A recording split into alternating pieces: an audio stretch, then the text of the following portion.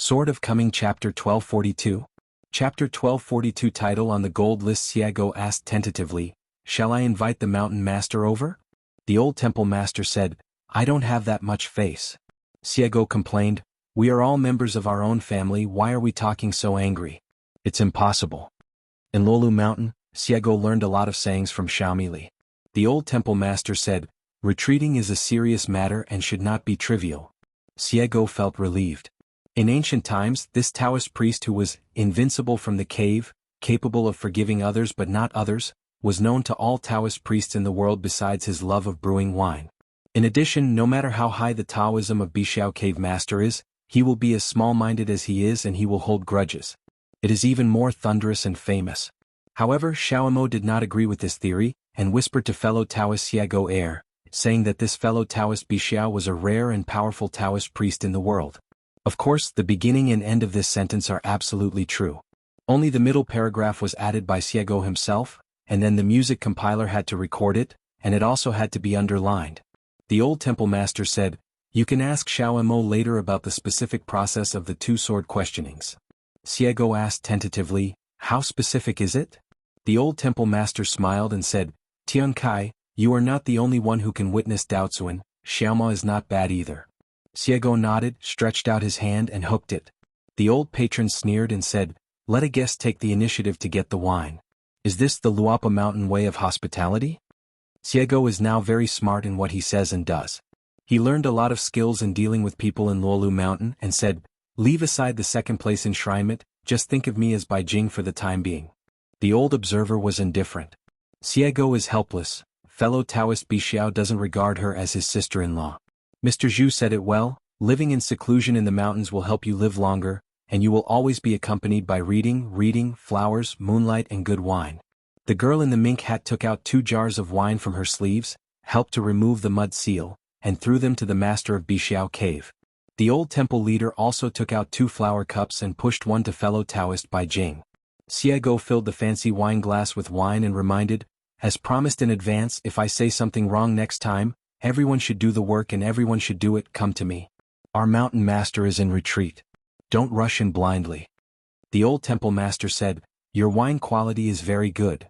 So I didn't dare to offer her a drink."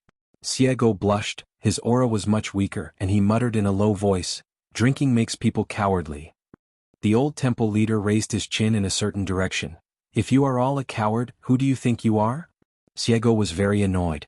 He kept talking about our mountain master in such roundabout ways. The girl in the mink hat slapped the table and raised her wine glass. "Come on, fellow Taoist Bixiao, I haven't seen you for 10,000 years, but you are still alive and kicking. Well, very good, don't talk nonsense, just mention one."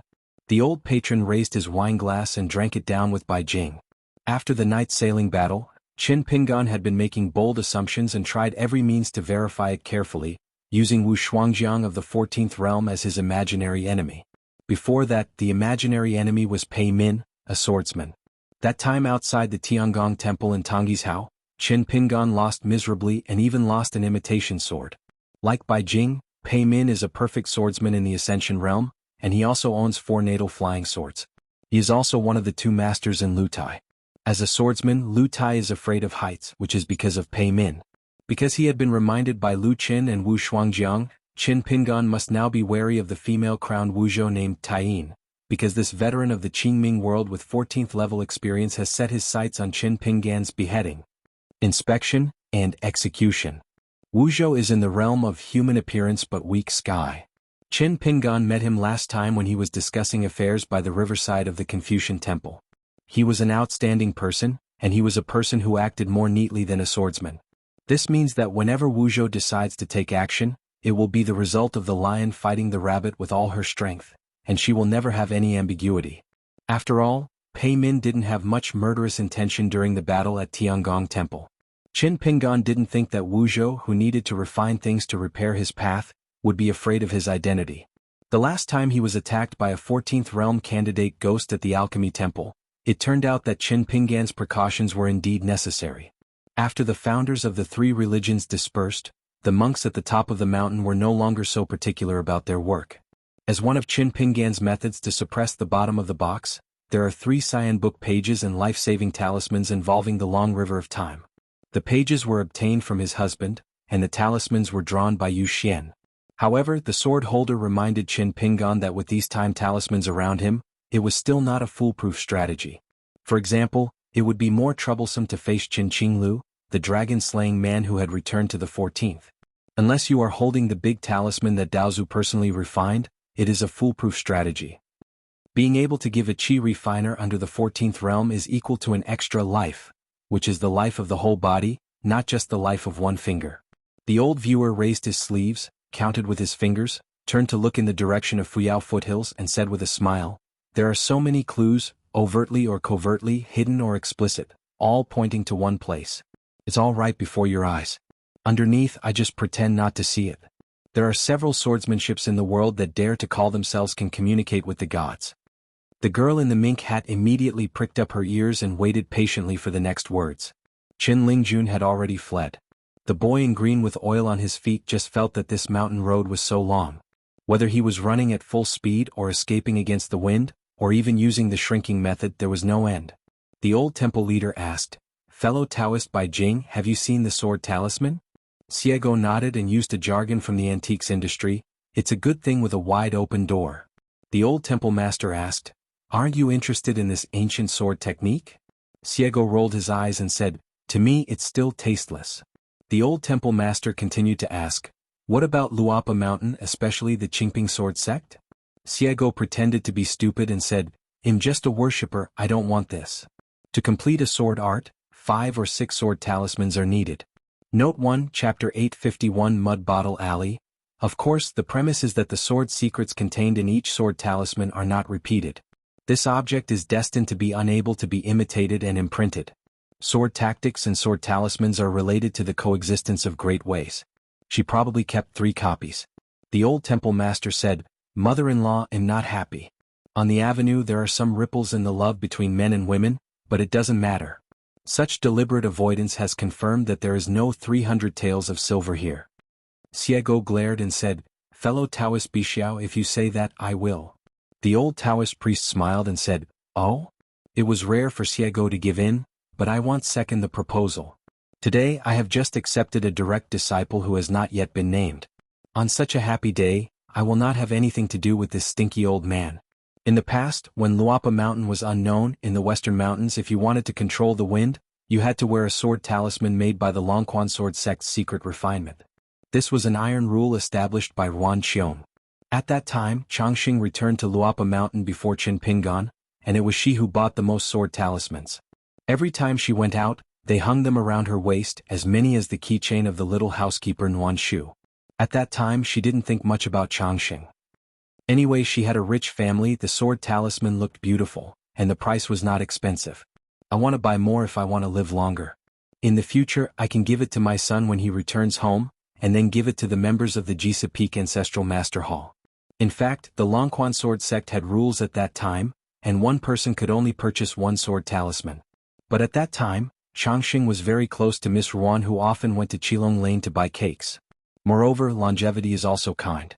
Every time she spends money to buy sword talismans, the price gets higher every time. The key is that she uses gold and fine copper coins that she casts herself. So even if Ruan Qiong knew about it, he rarely said anything.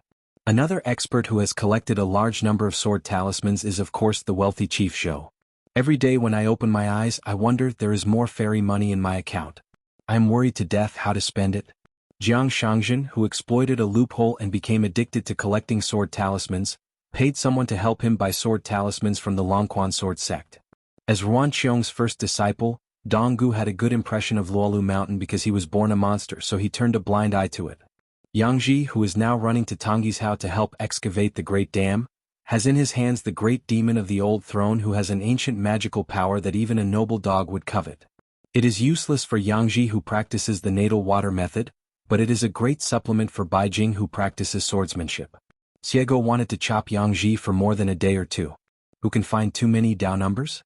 Yangji never mentioned to anyone that before she attained enlightenment, she was unfortunately affected by a great war. She once saw with her own eyes one of the 5 ancient supreme beings in a horrific battlefield filled with bones. Therefore, the Taoist name Yangji, and the pseudonym, Jingxing, now enshrined in the Quan Yao family, all originated from this first encounter of great disparity in ancient times. The being who left the throne and walked to Yangji bowed his head and reached out to hold Yangji's head, comparing the latter to an ugly reptile.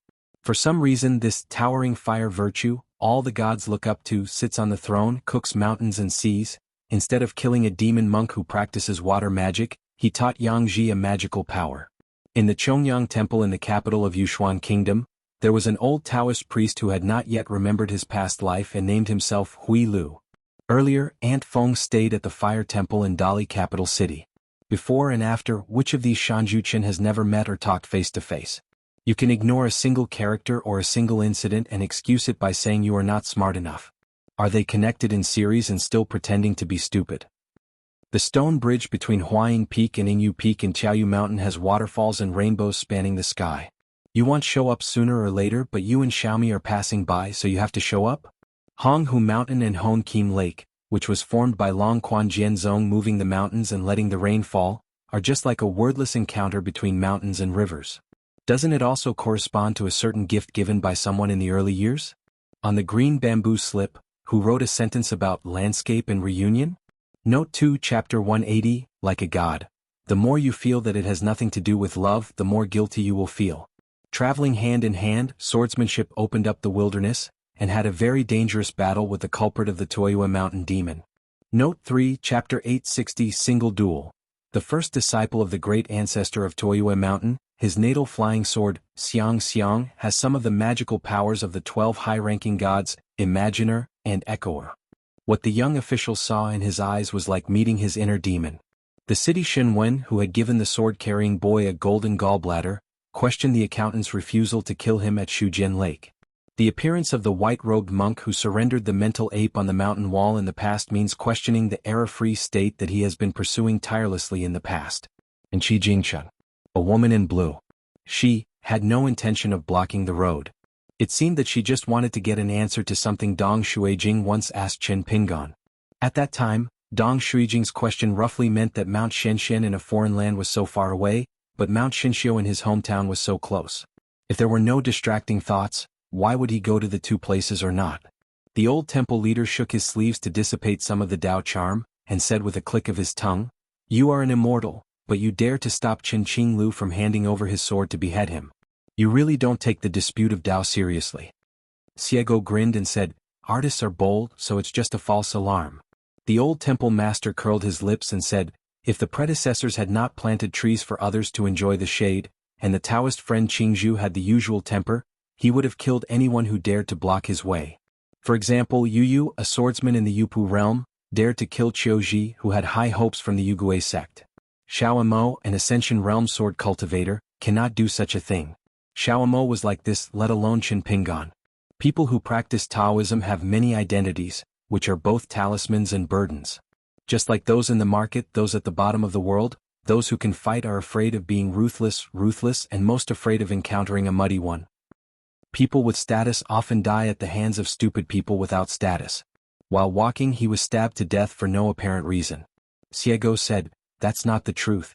If not, with the mountain owner's always careful and cautious behavior, he might not get involved in muddy waters." The old temple master smiled and said, "Are you going around me here?" Xiego laughed loudly but cursed in his heart. It's strange, how could the master of Bixiao Cave be so popular?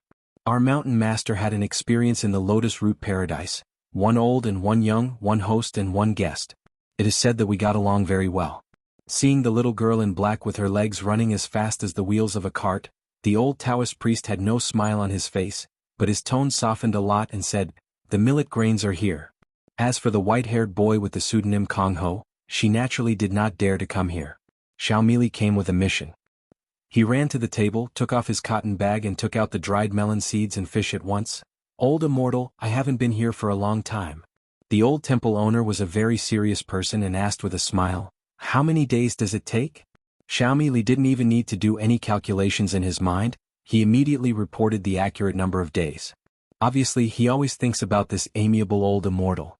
A smile appeared on the old temple master's face, he nodded slightly and said, "I'm determined." Xiego once again looked at the millet grains with admiration. "Our protector of Luo Luo Shanyu is so strong, how can we treat guests like this?" You must know that in ancient times, as long as the master of Bixiao Cave left Luobaetan and walked alone on the earth, he was famous for not selling anyone's face. If he disagreed, he would kill without mercy. Before taking action, I said, "I'm giving you face?" Xiaomi Li scratched her face, her eyes rolled rapidly, hesitating on how to speak. The old temple master guessed her thoughts and laughed in his heart.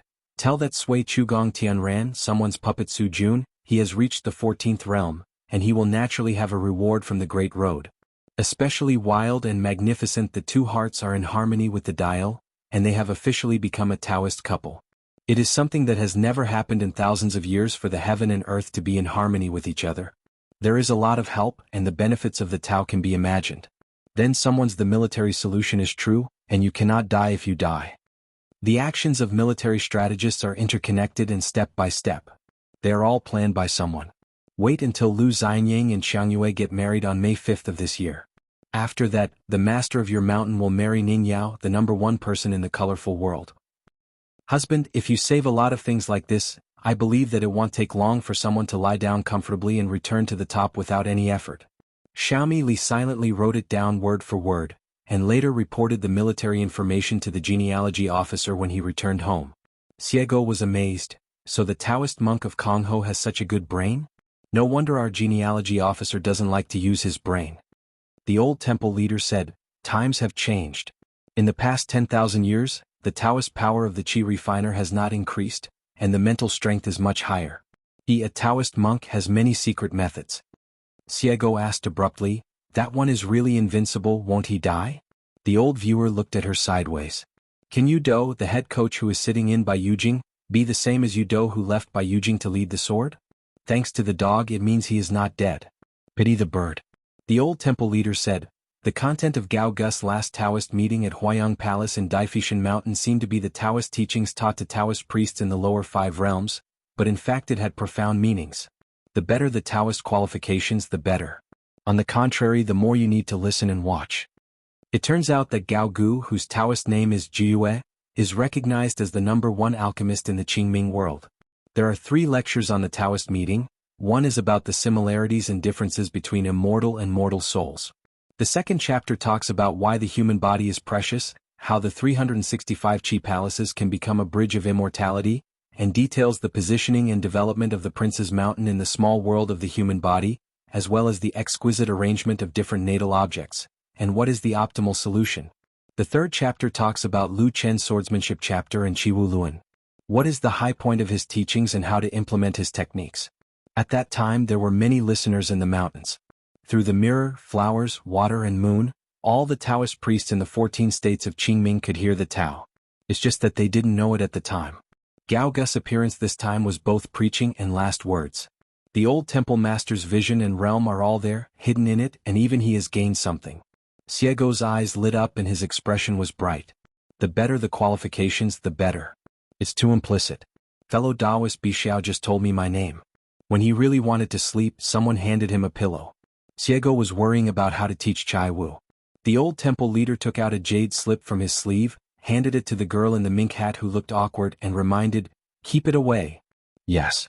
Xiego leaned forward, lowered his head, and took the jade slip with both hands respectfully.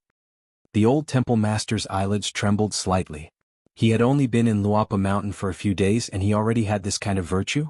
After Xiego succeeded, he casually threw the jade slip into his sleeve. The old temple master said from the bottom of his heart, let me tell you Master Qinshan, stop learning fortune telling. He has a special status and situation, and his qualifications for this method are too poor. It is meaningless to do fortune telling. Xiego couldn't think of anything to say. Is the calculation accurate? If you calculate the good or bad luck and then turn it upside down to see the result, isn't it a kind of accuracy? Taking a step back, the worst is just a reference. It's a disguised exhaustive method, one by one. To verify, it would not be in vain if we exclude this first, but it is completely meaningless. What fellow Taoist Bixiao said is not true. She wanted to say something but she just thought for the sake of the old Taoist priest and Xiao Mo being close friends, forget it so as not to be resented by fellow Taoist Bixiao and say bad things about herself to Xiao Mo when she got back. The old temple master remained silent. Bai Jing's mind is really good. Becoming a Taoist couple with Xiao Mo, it is true that no one treats anyone wrong, there is no need to climb high or marry down, it is a rare good match in the world. It's just that her current dignity is too different from that of Baijing's real body. Xiego angrily went on to speak up for his mountain owner. The old temple leader glanced at a certain place and said, "Brother Qin, is this what you call a non-distracted mind? Is this how you retreat?" On the other side of Fuyao Lu, the dojo was silent for half a minute. It was probably because he had finally managed to come up with a word that was both steady and sincere. "Senior, this means that those who close the door and don't worry can keep their spirits up or relax their minds." The old spectator sneered and stood up. Xiaomi Li immediately stood up. Xiego burped from wine and still sat cross-legged on the bench. She cupped her hands into fists and shook them, saying goodbye to fellow Taoist Bixiao. The old temple leader took out a scroll and threw it to Xiego. "If I have the opportunity, I will give it to monk chicken soup as a way to wish his disciples a successful union." Xiego was indeed Xiego. He didn't see Taoist Bixiao at all. He opened the scroll on the spot and found a painting with only 6 poles of ink bamboo drawn on it, leaving a lot of white space. There are 2 seals on the seal. The white text reads, "6 roots are pure," and the fine red text reads, "See this way." Xiego rolled up the scroll again, raised his arm, threw it into his sleeve, raised his head and asked, "Can fellow Taoist give me a gift in exchange?" The old temple owner asked, "If you can't sleep like a small road, you want to become a nun." The girl in the mink hat quickly turned her head and said "Ba ba ba," and glared angrily at the stinky bull-nosed old man. "What are you talking about? You're cursing me. Believe it or not, I won't allow Xiao to go drink with you in the future." The old viewer laughed. The tall figure disappeared in a flash. In the dojo, Taoist leader Qin Pingan sat on the night sword, holding the bright red robe with one hand and laughing loudly with the other. "Ha, Taoist Master Qin." Qin Pingan still closed his eyes to rest his mind and turned a deaf ear. The Taoist champion reached out and rubbed the corners of his eyes, suppressing his laughter, and asked, "When I reach the 2nd level in the future, will I still have to pay such respect to my seniors?" Qin Pingan said calmly, "Even if you reach the 14th realm, you must still respect your seniors." The Taoist priest went back to business. About half an hour later. Sure enough, here it comes. The majestic old Taoist priest appeared quietly in the realm of Taishu. Qin Pingan stood up and made a bow. When Qin Pingan straightened up and stood up, the old temple leader waved his hand. "Forget it, I'm a poor Taoist who came to Luapa Mountain, not Jisho." Qin Pingan was choked for words. The old temple owner didn't waste any time talking to Taoist Qin, and said straight to the point, "I'm here to visit for a while. It's not a big problem. They'll just give you some snacks and you can check for any leaks and make up for them on your own."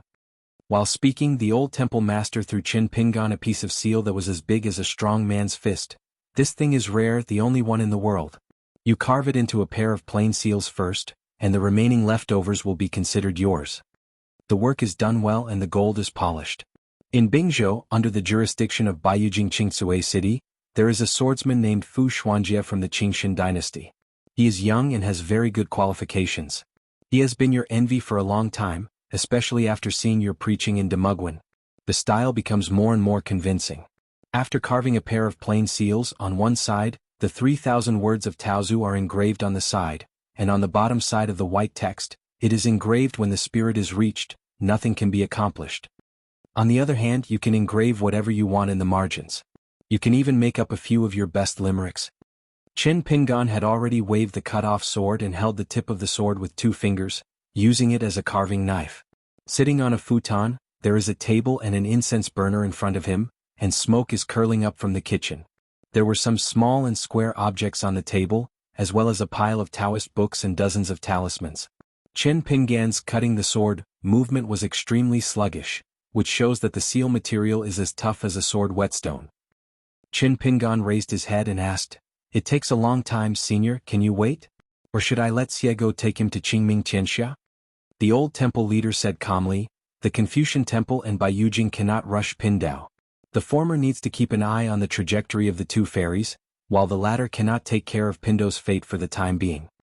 Qin Pingan remained silent, his expression remained as usual, he continued to lower his head and carve the stone carefully. Obviously, in the eyes of the old temple master, the Confucian temple is just a ritual saint, and Baiyujing is just Yudo. Qin Pingan looked attentive. Every time he carved a knife, he had to look at it several times, make a mark according to the shape and chop the jade first.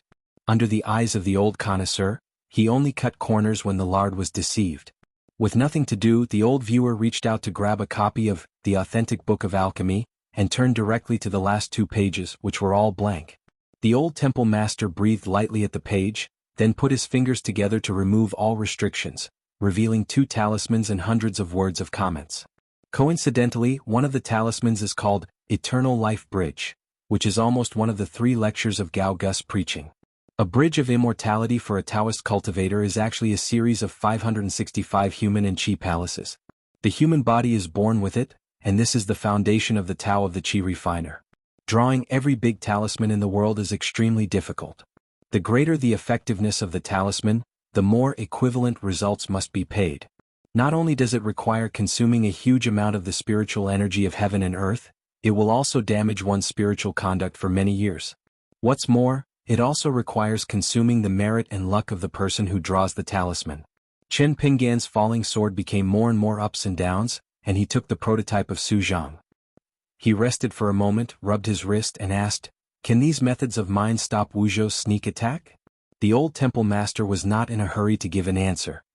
He stretched out his hand and pinched a piece of paper from the desk and smiled. Qing Tong is a waste who is greedy for more and wants to learn everything.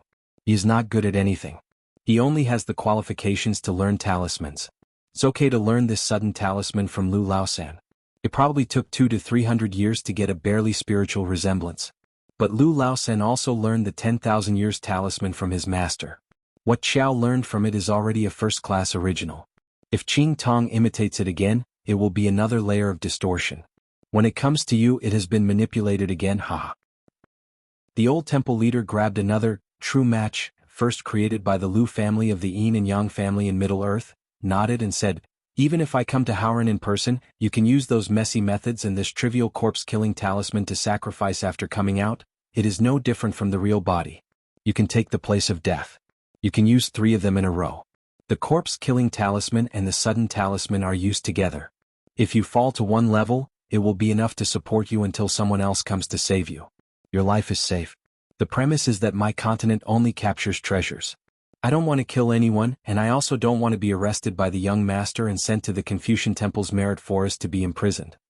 Chen Pinggan asked, "Is it possible that Wuzhou will break 6 talismans in a row?" The old temple master smiled and said, "Or what do you think? I am so leisurely playing hide and seek with you?" Chen Pinggan continued to be busy. The old spectator then grabbed the 3 large talismans placed adjacent to each other on the case table, Lu Laosan's Flying to the Moon talisman, Wu Shuangjiang's Jade Axe talisman, plus this day-shaped treasure basket. TSKD's sure farewell. 3 days ago I was very impressed. The boy with mud-legged legs in the past was now able to help people preach and protect the Tao. I spent such a large amount of money and used the Jiangxin Qinglu, thinking that the 3 elements would be useful, and the formation would be one, to help the little Taoist priest achieve enlightenment and ascend after his merits are perfected? Chen Pinggan didn't even raise his head and said with a smile, "It's a matter of loyalty to someone who has been entrusted by someone." The old temple owner asked, "Why don't you learn the Quan characters of Mr. Sanshan Jiuho?" Chen Pinggan said helplessly, "I can't learn." The old spectator shook his head. There are obviously different opinions. Chen Pinggan understood the idea and immediately asked. Senior Li Er had a very fresh idea when he taught boxing. He said that the 639 muscles in the human body are the mountains and dragon veins of the world. The more mountains a pure martial artist builds. The old temple master interrupted Chen Pinggan's words. "There is no need to chat about these martial arts skills with Pindao. Think about it yourself and stop thinking about verifying anything from Pindao." After that, Chen Pinggan silently carved the stone, and the 2 long strips of plain seals were finally completed. There are quite a lot of scraps. The old temple master nodded and said, "It's time to engrave and sign the signature." Chen Pinggan hesitated for a moment and said truthfully, 3,000 words must be written in one breath and with continuous spirit. I can't engrave it, so I'm not sure at the moment." The old temple master clicked his tongue in surprise. "You don't want to engrave words if you don't care about your head?" Shanzhu Chen really doesn't have an overnight grudge. Chen Pinggan was helpless. He had never imagined that the jade material was so hard. "I'm sweating profusely now, but I'm not pretending." The old temple master smiled and said, "You can keep this seal for now. Next time you go to Qingming Tianxia, go to Qingshan dynasty and give it to Fu Xuanjia." Chen Pinggan was relieved. He didn't dare to carve words randomly for 3,000 words. On the other hand, Fang Suzhang wrote a limerick in the margin. Why should he be nervous? If the carving was slightly off, it was called freehand brushwork. The old patron said, "You decide the number of words in the side note, and you don't even need to engrave it. But Fu Xuanjia has requirements for the inscription. And Pindao must take it away today." Qin Pingan was speechless for a moment and asked, "What is the content of the signature?" The old temple master stroked his beard and smiled. "It's simple, just one sentence." Qin Pingan quickly said, "Can I buy this seal directly from my senior?" The old viewer said, "Are you sure you can afford it?" Qin Pingan whispered, "Can I pay on credit?" The old temple owner asked, "What do you think?" Qin Pingan wanted to say something. "I think there is no problem." The old patron squinted his eyes and twirled his beard and smiled. Qin Pingan felt powerless. Which sentence? I miss Xiaomo even more. It would be nice if Xiaomo was here. The old temple master said slowly, "Qingming Tianxia Fu Xuanjia and Haoran Tianxia Qin Pingan were born in the same year, the same month and the same day." Qin Pingan's scalp was numb. He silently raised his hand and wiped the sweat from his forehead. Tired? What a stupid question. Fu Xuanjia must be a bitch. I heard before that Gao Jun and Zhong Qian Shanzhu Qin had suffered losses. Qin Pingan asked tentatively, "Can you change the wording with a slightly smaller number of words such as both sword cultivators?" The old temple leader smiled and asked, "Why don't Pindao just stay here for a few more days? Shanzhu Qin can help others protect the road, and Pindao can help you protect the road? Isn't it a beautiful talk on the mountain?" Qin Pingan had a dark face. The old patron smiled and said, "Then let's put it another way." Qin Pingan was granted amnesty. The old temple master said, "Replace it with Qingming Tianxia Fu Xuanjia and Haoran Tianxia Qin Pingan are both sword cultivators born in the same year, the same month and the same day." Qin Pingan fell backward and placed his feet on the table. "No matter what you do, I won't take care of you anymore." When they saw Yu Xian in the bright moon on the sea, Qin Pingan asked Lao Jinren for 3 talismans that could hide his body and inhabit a mind respectively. This was a question for Yu Dao, so Yu Xian raised his hands and raised his feet, drawing 3 pocket talismans and 3 night sailing ship treasures, which could be used together, and gave them all to Qin Daoyu. It's just that Yu Xian didn't forget to remind Qin Pingan that the so-called concealment of the 3 talismans where his mind resides is also relative. Qin Pingan is now in the immortal realm and has separated his mind, which is equivalent to an earthly immortal sitting in the dojo on the top of a mountain. I can deceive you, Pooh. In fact, Yu Xian has prepared these kinds of talismans and there are quite a lot of them. It's just that on Qin Daoyu's side the old man can't use the talismans at his disposal. At that time, Yu Xian didn't ask Qin Pingan where the 3 pieces of his mind were.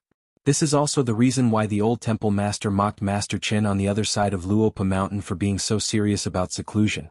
3 pocket little men in green shirts took 3 night ships, the size of mustard seeds, respectively going to Yulong sect in the South China Sea, Dadu in the middle of Tongya continent, and Xiongling sect in Luzhou in the north.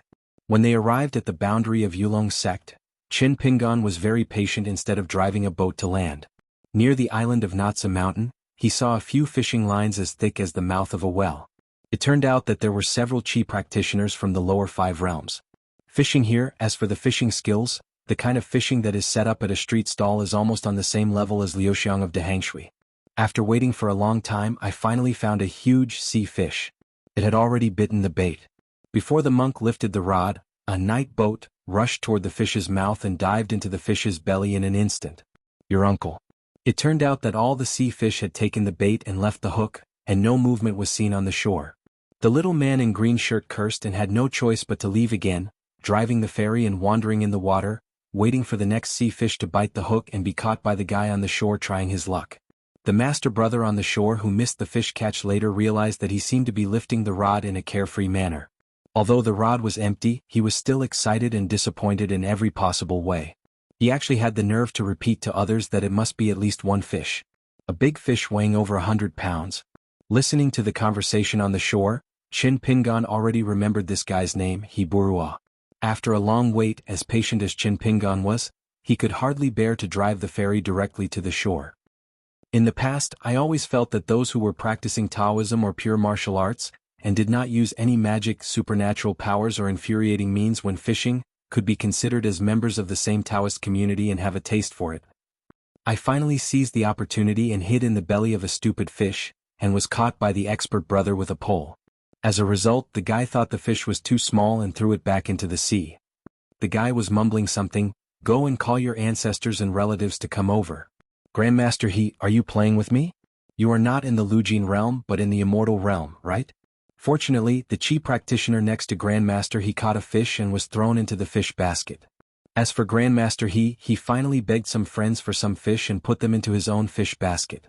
The journey was bumpy with the fish basket and he was thrown into a water tank. He was told that he would eat meat in the evening and invite friends to drink some wine. They are all low-level monks from the outer sect of Yulong sect. However, due to the small number of people in the sect now, their living quarters are treated like the direct disciples of the sect in the past. After landing, Qin Pingan noticed two ripples in the formation. It seemed that after the Yulong sect was rebuilt, it spent a lot of money and finally restarted the mountain protecting formation according to the drawings. It is common for a new sect to welcome and send off. Normally monks in the upper 5 realms would regard it as a chore, but Nailan Xuanhuan enjoys it. At the beginning, Zhanglu Yunshui was worried that Nailan Xuanhuan would be too annoyed.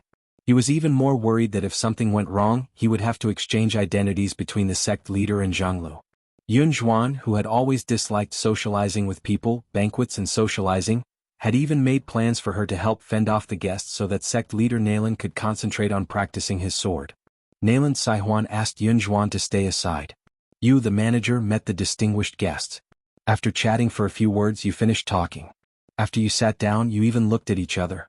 Who is the master and who needs to entertain the guests? Which makes the guests have to do everything possible to find some topics that they think you can talk to, so as to avoid being left in the cold.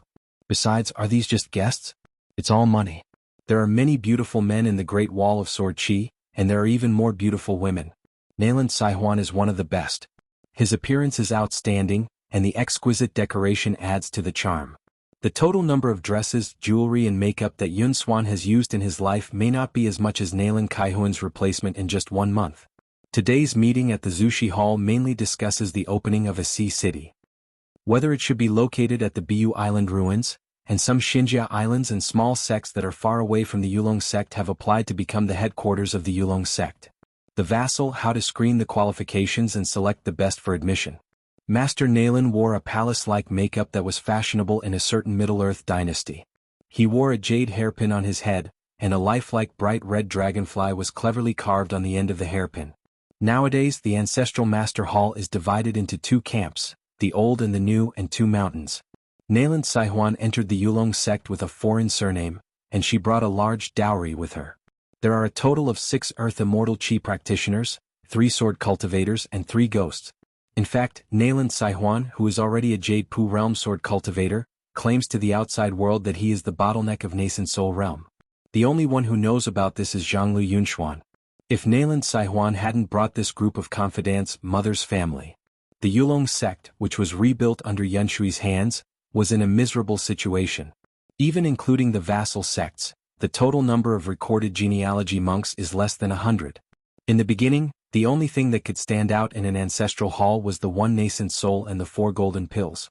Especially the old Yuanying worshipper who came from the old Biu Island has now moved to occupy Yuhua Island.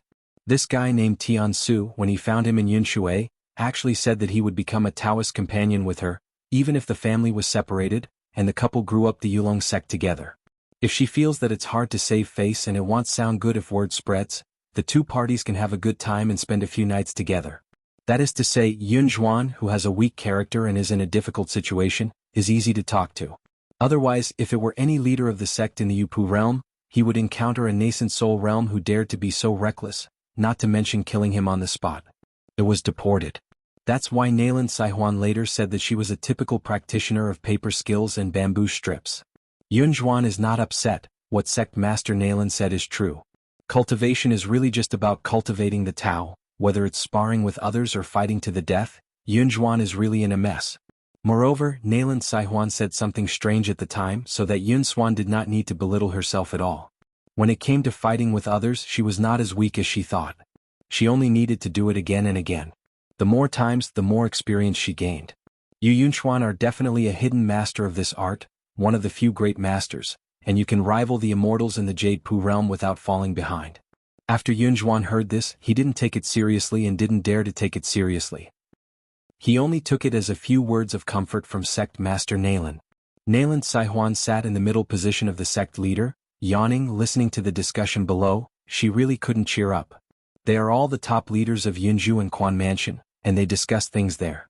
Tiansu's merit, each one is either a new wife or a wedding banquet, or there are a few more beautiful maids around recently. They are all the filial piety of those who want to join the Yulong sect. Either money or women or both.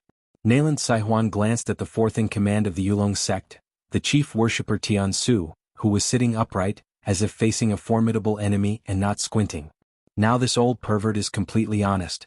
Just because Nayland Xianhuan, as the new sect master, came to Yushin Island not long ago and took the initiative to be a guest on Yushin Island. As soon as they met, she didn't even say a word.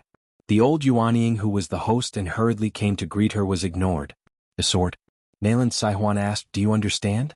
Old Yuanying stabilized his figure, thought for a moment and nodded silently. Nayland Xianhuan asked again, give you a chance, do you want to withdraw from the Yulong genealogy? Old Yuanying asked whether he should leave alive and escape unscathed, or whether he should exit dead and have his name written off in the genealogy. Nayland Xianhuan said nothing. Old Yuanying said that he was willing to stay in the Yulong sect for 100 years without receiving any salary. He didn't express his loyalty to the new sect leader, nor did he say any heroic words. You can't fool Nayland Xianhuan. Nayland Xianhuan's business acumen is not average. As long as you can make a lot of money all the time, you must not be too stupid. In the end, Nayland Xianhuan reminded the other party with a smile, if you dare to yell at our cloud signing master during the meeting in the ancestral hall in the future, and look hard into her collar, I will chop off all 3 of your legs. Old Yuanying just said that he would never dare to do it again. At that time, as the patriarch of the old Bu Island and a proud disciple who ran away with Tiansu to avoid disaster, this person could only watch. Be quiet and say nothing. How could he, a little golden elixir, dare to speak uprightly for his master? The half-sentence he said would harm him, and the half-sentence he did not say would harm his master. When Nayland Xianhuan left with his sword, a full quarter of an hour passed. The Jindan monk still didn't see his master moving, so he asked carefully in his heart, Master? Tiansu didn't say anything. The master has a good attitude, always looks calm and remains calm in times of crisis. He is worthy of being the overlord of the bottleneck in the nascent soul realm. Jindan then asked, are all the sword cultivators over there like this? Tiansu coughed lightly and said with a smile, not entirely.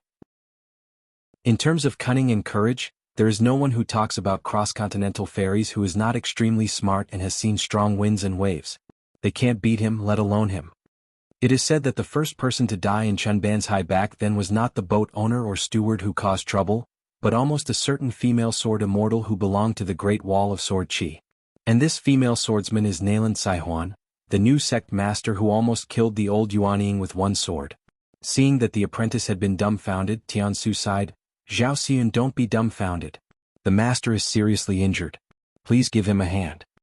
Jindan hurriedly lowered his head, stretched out his hand to help his master and walked back to the mansion together. After leaving the ferry and approaching the mansion, Tiansu's face was suddenly filled with resentment and he couldn't help but curse softly, You Nayland, you ruined my good deeds. Jindan was startled and quickly reminded, Master, be careful.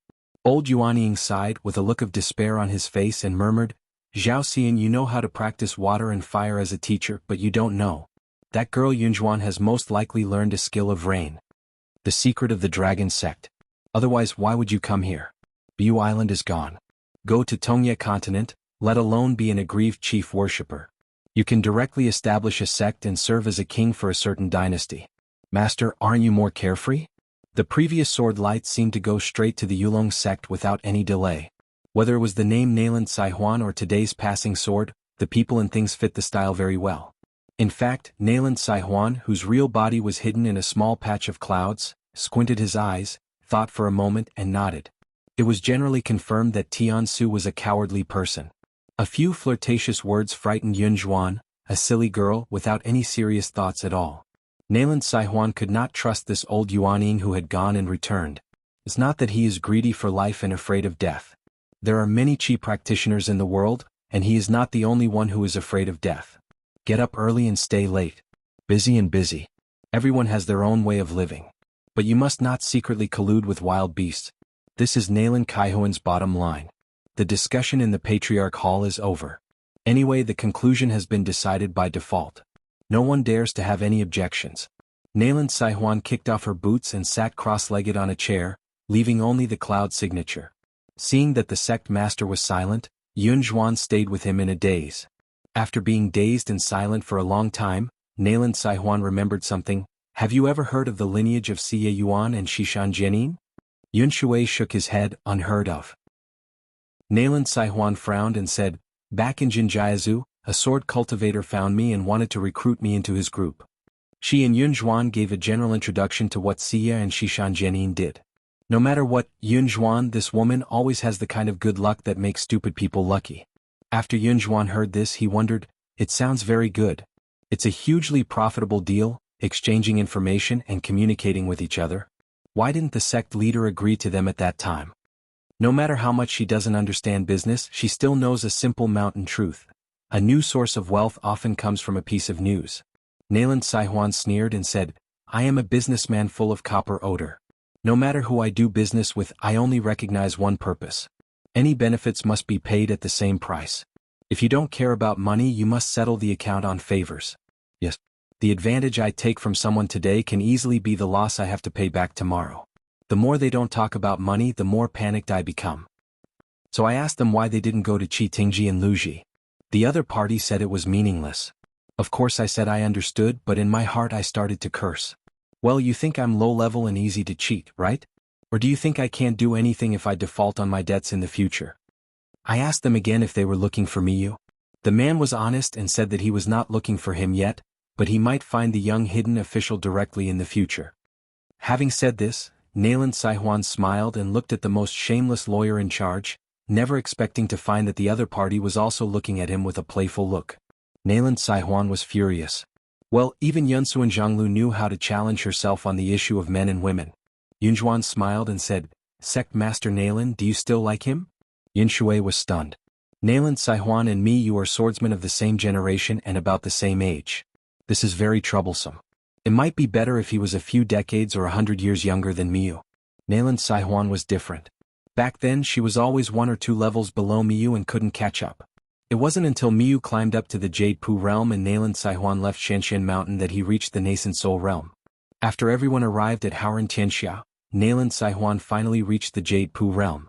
Unexpectedly, he soon received news that the guy had also broken through the realm and turned out to be a sword immortal. At Chunban's High, a pretentious accounting table was set up at the door. In fact, Miyu, who had nothing to do as a doorkeeper every day, had no airs about Wei Wenlong, who was still a little Jindan at the time. In that summer palace he faced those very hurtful people. The young swordsman who has a certain skill even puts up a posture that if anyone says 10 things to him, he will lose if he replies with 1 word. Only when it comes to Nayland Xianhuan, Mi Jianxian is never fake. He puts on a serious face and spends all day together without even looking at her. When it came to talking about serious matters and checking accounts, Miyu still had a bad face and deliberately ignored her. Nayland Xianhuan felt better in her heart. The problem was that he was very serious about these matters and even took the initiative to ask her for advice. Knowledge. How could Nayland Xianhuan not gnash his teeth, such a wolf-hearted thing? He really doesn't take my mother seriously. Back then at the Great Wall of Sword Chi, Miyu was the one who scolded Miyu the most cruel and the most disrespectful, and the men were definitely not as good as the women. Nayland Xianhuan was fierce with her sword on the battlefield, and she spared no effort in scolding Miyu. It is said that the nickname Mixiahua was first given to her by Nayland Xianhuan. Don't you like lying drunk in Yunxia? You are an embroidered pillow. Probably this is what is called not getting what you want. Since love is not available, love gives rise to hatred and hatred. No matter how arrogant Nayland Xianhuan is, she has to admit that she used the sword to imitate Miyu. And she wasn't the only one who imitated it. Young swordsmen of that generation, regardless of gender, almost all like to imitate Miyu's way of wielding a sword. Mi Lanyao, who is in the realm of earth and immortal, has a unique style of sword immortal. This sentence was said by the old swordsman Qin Shi himself.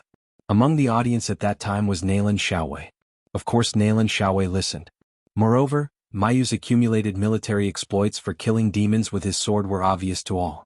Moreover, Miyu also had an older brother, Mihu, who was already a swordsman at that time. No matter how you look at it, this marriage is a perfect match. A talented man and a beautiful woman? Miyu and Nayland Xianhuan, both men and women, are talented and beautiful. Nayland Xianhuan shook his head, not thinking about these troublesome things. Yunshui stood up and left. Nayland Saihuan said with a smile, "Xuanhuan, if you want to become an immortal, I have a suggestion." The cloud sign has swept out of the ancestral hall, with a graceful figure, his clothes and belt are in the wind, and the clouds and flowing water are flowing. The Yulong sect is located in the waters of the South China Sea. There is no master-slave relationship with the Nanhai Sea Monarch Mansion. Although Li Yeho, the water lord named Jiayue, did not come to Yulong sect in person, he sent the goddess, the chief officer of the etiquette department, to come here. In Donghaijin Mansion, Nayland Saihuan did have some connections. Back then, she claimed to be a genealogy monk from hanging Shanshui Jing Palace, and she did business in partnership with a local female monk from Fuyao continent named Gong Yen, nicknamed Ah Wu. Now Gong Yen has suddenly changed and become rich and famous. She has become the head of the secretary of the Imperial School of Donghai Prefecture. In the officialdom of Haoran Shanshui, she is regarded as a first-class beautiful official and is very noble. The key is that at the same time, Gong Yen also served as the inspection department. Before resigning to make way for the next person, Gong Yen could be said to be a big shot with both virtual and real power. Xuanhuan became more and more certain that making Nayland Saihuan the leader was the wisest choice. Nayland Saihuan only read business classics and account books, and didn't read many miscellaneous books. He recognized the person on Fuyaza Mountain. Now when I look at the thin beauty in front of me, who is the boss of my house and makes me pity every woman I see, I feel like Xuanhuan and Gong Yen. Hey. Xiao Yunyin and Mrs. Rian are the registered guests of Yulong sect, and they must be the ones who do not receive salary. When it comes to business and abacus, Nayland Saihuan considers himself to be the third in the Sword Chi Great Wall, but no one dares to compete with him for second place. Who is first? Why did Chun Banzai and Mayuanzi disappear back then? Even a mat has been rolled away by you. Paying homage to the little accountant Nayland Yudo of Jiantai, according to her seniority, the little girl has to call Nayland Saihuan grandma. At a young age he has already learned how to do business with Master Yingguan. In some branches of Luapa Mountain's main financial avenues, the little girl has a shareholding in dividends. Although the amount is not large, it can be compared with that guy Nayland Saihuan was in awe of him. He was the future pillar of the family. At that time, Nayland Saihuan received the instruction from the young hermit official, which was roughly equivalent to receiving a decree issued by a summer palace. Nayland Saihuan left Xianxia Mountain and headed to Fuyao Island, where he temporarily took over a leaderless landscape cave. During this period he met a good business partner, a female nun named Gong Yen from Yupu realm. She emptied the Shanshui cave property, not to mention the treasury and the secret realm, which had to be dug up and down. Even the more than 20 chairs in the Patriarch Hall were not spared. Even the secret spittoons on the mountain and the toilets for female nuns were all resold by Nayland Saihuan and exchanged them all for real gold, silver and fairy money. Make money, don't be embarrassed. Nayland Saihuan also met a gentleman from the Confucian temple who was responsible for the finance of Shanshui Cave at that time. It is precisely the high level of the deputy headmaster of Liuyuan Academy. It's not just how much you sell, it's all Lan Kaihuan's business. She only charges 20% of the profit. Even so, that's not old or young. So she is still very motivated. After that, Nayland Saihuan went to Jinjiazu and Luxiazu, where no business could be done. Now, not talking about private money, she only said that she had 6 square-inch items and 2 close-to-hand items. Xuanhuan left the ancestral master hall and had no intention of practicing qi training for the time being, so she started walking in the ancestral mountain. As the ancestral mountain of the Yulong sect, it is said that they are 2 opposing islands. In fact, one of them alone would occupy a larger area than the capital of many small countries. Previously, Nayland Saihuan took it upon herself to recruit a direct disciple for her. He is a young man holding a jade sign. The apprenticeship ceremony handed over by Nayland Saihuan was a jade tablet in the style of wuxia pai.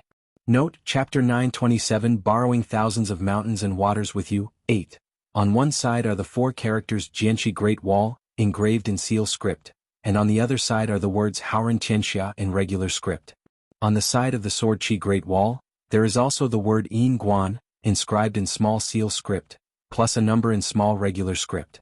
Since it is the apprenticeship ceremony, this nothing card is now the object signed by Yun. Yunshui likes to frown slightly subconsciously, always so sentimental. When I accidentally came here from Shuijing Palace to attend a meeting, how could it be so deserted along the way? I used to avoid people, but now it's not easy to meet anyone. Her senior sister was the sect leader who had driven her to Daishin Mountain to take charge of Shuijing Palace. Only in one thing did he lose to the junior sister Xuanhuan, who looked down upon him in every possible way. Apart from the founder and an ancestor of Zhongxing who signed an alliance with jianghu, after 1,000 years, only xianxia became the Yulong sect's hibiscus warm tent, Yunyu realm. It is indeed a secret that is not passed down. In each generation, only 2 or 3 people are carefully selected and the secret teaching is passed down orally. If you fail to learn within 1 year, your memory will be erased. In fact, the founder of the Yulong sect once made a rule that no matter who becomes the sect leader in the future, if that person is unable to practice this method, then as long as he succeeds, he can immediately become the sect leader. But cloud signing is hard to talk about. The senior sister, on the other hand, was unwilling to give up her seat. The 2 senior sisters have a tacit understanding, one pretends that he has not learned it, and the other pretends that he has not learned it. Xuanhuan sighed quietly, the sea breeze blew over her face, ruffling her temples, and her robe was blown to one side. The already beautiful woman became more and more curved.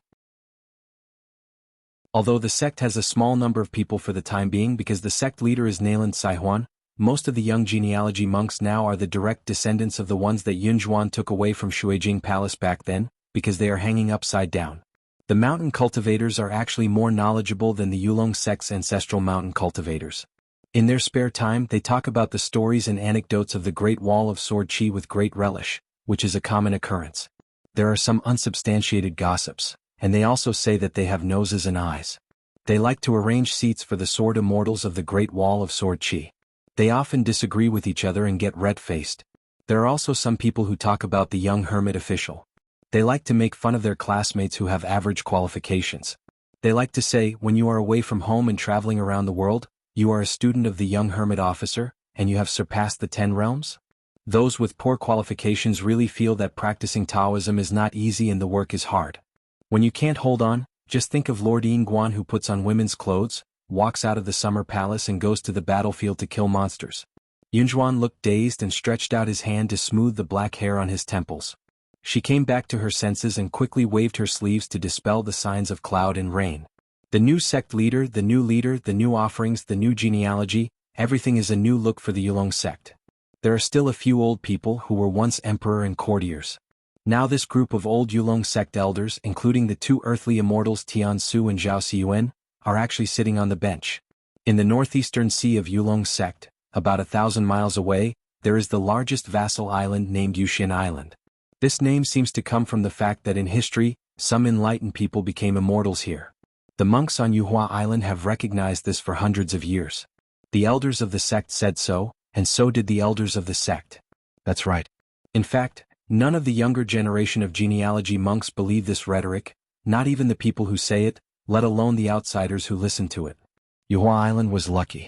The Bai Jade Master Jingyu evacuated an upside-down mountain. After the wild monsters broke through the Great Sword Qi Wall and invaded Hauran, they may have really been sheltered by the Yuhua Ascension Immortal, but it was occupied by a big monster as a private residence.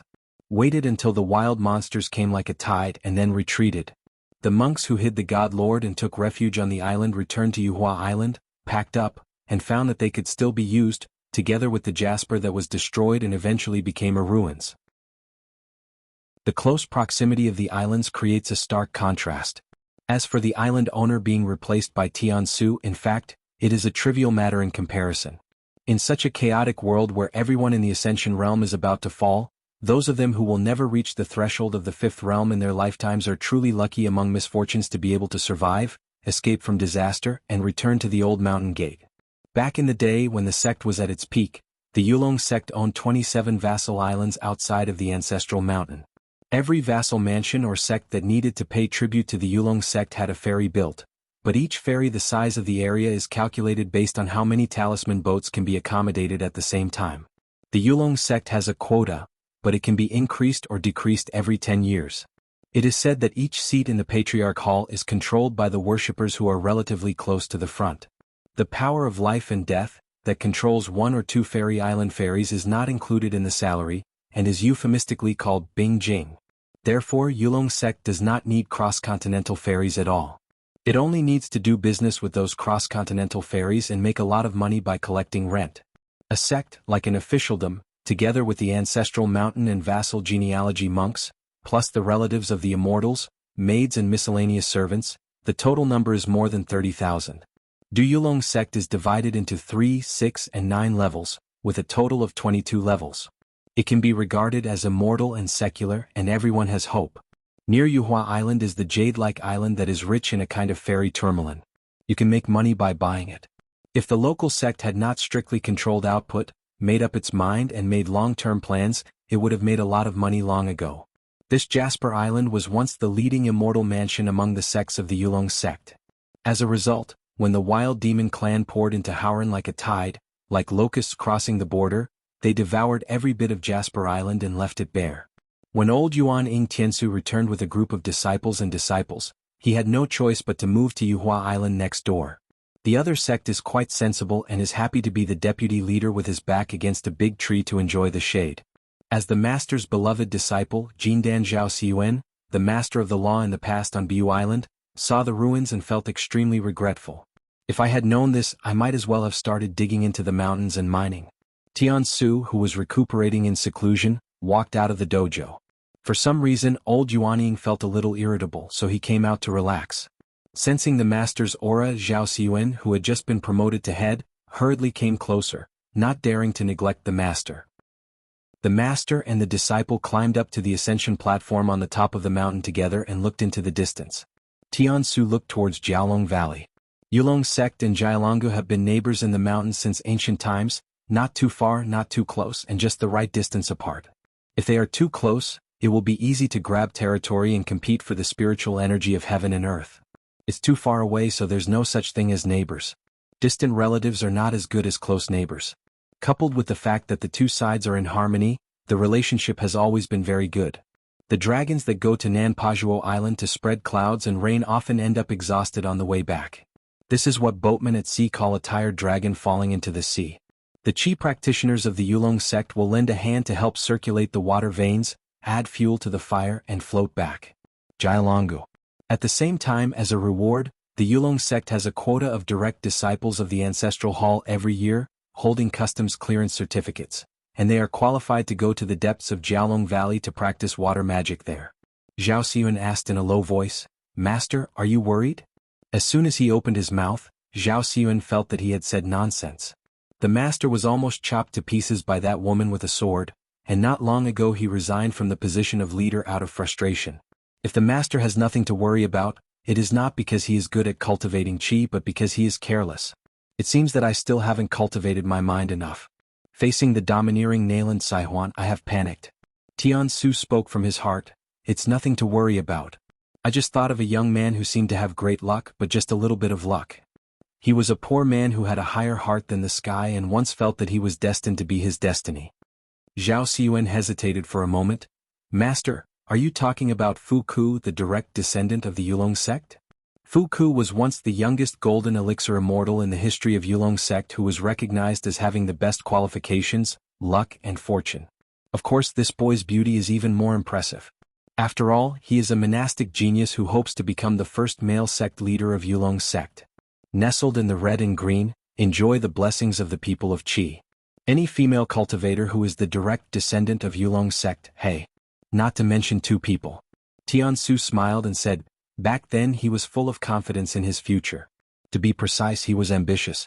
He looked down on the fairy Su Jia of Xingyang Mountain and thought she was a freewheeling chicken. He felt that there was a chance to defeat Luo Jia of the Sword Qi Great Wall. True meaning, Situ Wei Ran, embrace me together. Zhao Xiyuan was stunned. Is this kid crazy? In the Yulong sect, you Fuku can do whatever you want, but when it comes to the Great Wall of Sword Qi, you are nothing. As for why the master knew such secrets, whether it was Fuku who told the master himself or not, Zhao Xiyuan was not curious and would never investigate. Tian Su tried his best to suppress the ripples in his heart. Old Yuanying put his hands in his sleeves and rubbed his fingers. What fell from the fingertips was all ashes. Like weeds every year, they can never be removed. That kid Fuku once said something in his heart and he was half right. It's a pity that the beasts in the wild world are so useless. Then the master said something which made Zhao Xiyuan feel a chill down his spine and he looked around.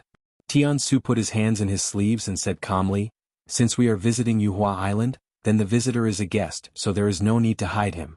The sky and the earth were silent, and Zhao Xiyuan was frightened. A moment later, Zhao Xiyuan was even more horrified. It turned out that Master Tiansu actually transformed into a feather and ascended. His body turned into a white rainbow and disappeared in an instant.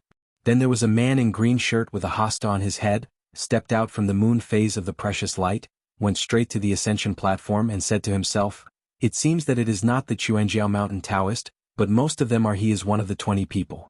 No wonder he dare not see me. Could it be that Tiansu is the founder of Yulong sect? What do you think, Master Zhao?" Zhao Xiyuan looked confused and was horrified in his heart. This unknown immortal with great supernatural powers, to be honest I feel like I don't know anything. The divine continent of Middle Earth, the mountain and sea sect. As the old saying goes, the dog watches the night and the chicken watches the morning. The rooster crows and the sky begins to dawn, urging the bride on earth to put on her splendid makeup.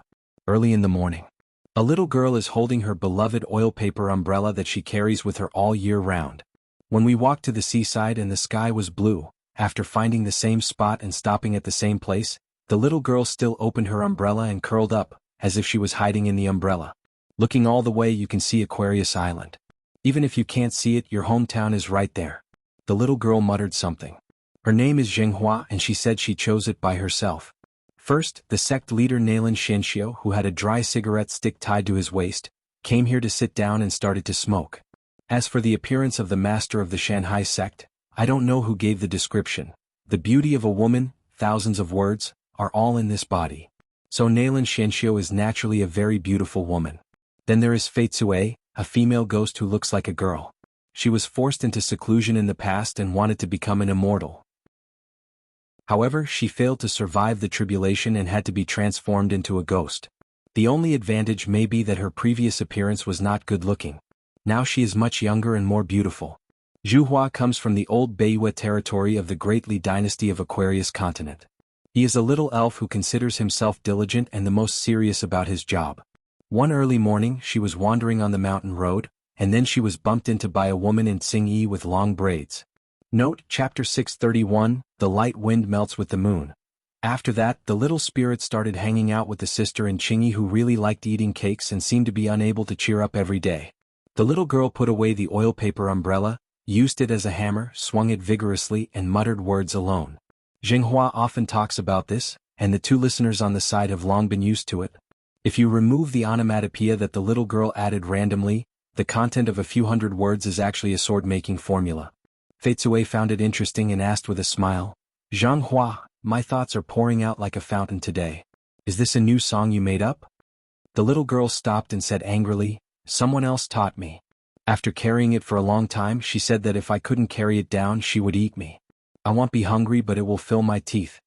Fei Tsue Xiao asked, "Xuanhuan, why don't you a straw man and show off today?"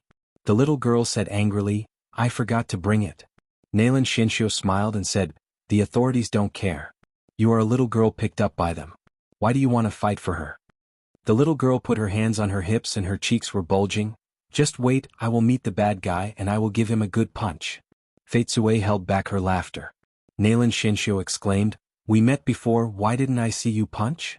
The little girl asked in confusion, "What?" Nailan Xianxia smiled, "It's nothing. In Luzhou, Beiju at Qingliang sect, He Xiaoyang was sitting here under the eaves. Bai Chang's plan to break through seclusion failed, and a carefully planned ambush was launched. If the Chunyang Taoist priest hadn't taken action, it would have been difficult for He Xiaoyang to escape from the Ascension realm by Chang. In this matter, it was indeed He Xiaoyang who took the initiative to provoke Bai Shang. This kind of person who frequently cuts off the path of the road and fights on the mountain, with the names of Master Lu Chen and Bai Yujing, cannot scare anyone. Even if Bai Shang killed He Xiaoyang on the spot, it was He Xiaoyang who asked for it. It could be regarded as a catastrophe destined for her. No matter how lazy Master Lu is willing to make an exception for his disciples, it's hard to say or do anything. Not long ago, a ray of sword light fell straight down, cutting off a section of He Xiaoyang's wrist on the spot. He Xiaoyang spent a lot of time to repair the broken wrist, and many of the treasures of heaven and earth were wasted. After all, it was the sword light of a 14th realm sword cultivator. Two things in succession did not go well. He Xiaoyang didn't look depressed at all and he was definitely not faking it. There is a string of bells hanging under the eaves, which seem to be tinkling in the breeze as they walk by, saying Prajna. There are 3 female disciples, their Taoist names are Qingya, Deijiu and Ganji. they gathered together and spent their time leisurely with their master. The young female crown prince with the Taoist name Ganji has always felt that her master is partial. Even if the Taoist title is not pleasing to the eye, even the return gift for her apprenticeship was so careless back then. What was given to the two senior sisters was either the colorful elk or something close at hand. As a result, he gave her a few oranges that were not worth a few cents in the market. I saw Qingya for the first time, saw the ferry at Daeju Mountain again, and met again at the Luzhou beach in Beiju. On a brand new cross-continental ferry, Jia Sheng, as the new chief steward, brought along me to Jianxian, the chief minister of the next sect. Generally speaking, one must have a nascent soul realm to control the ferry. Of course, if there is a Jade Pu realm, that would be the best. Immortal Jia is blind and very discerning. According to the old cook, if Daochang Jia really went to Gongmen to practice, it would be easy for him to become the kind of person who orders dough and approves notes every day. Of course, with Jia Sheng's current state, he has long since mastered the art of telepathy. So Jia Lao Xinxian laid down a table of delicacies, and while he was still drunk, he asked Chief Mi if he would be interested in escorting ferries in the future.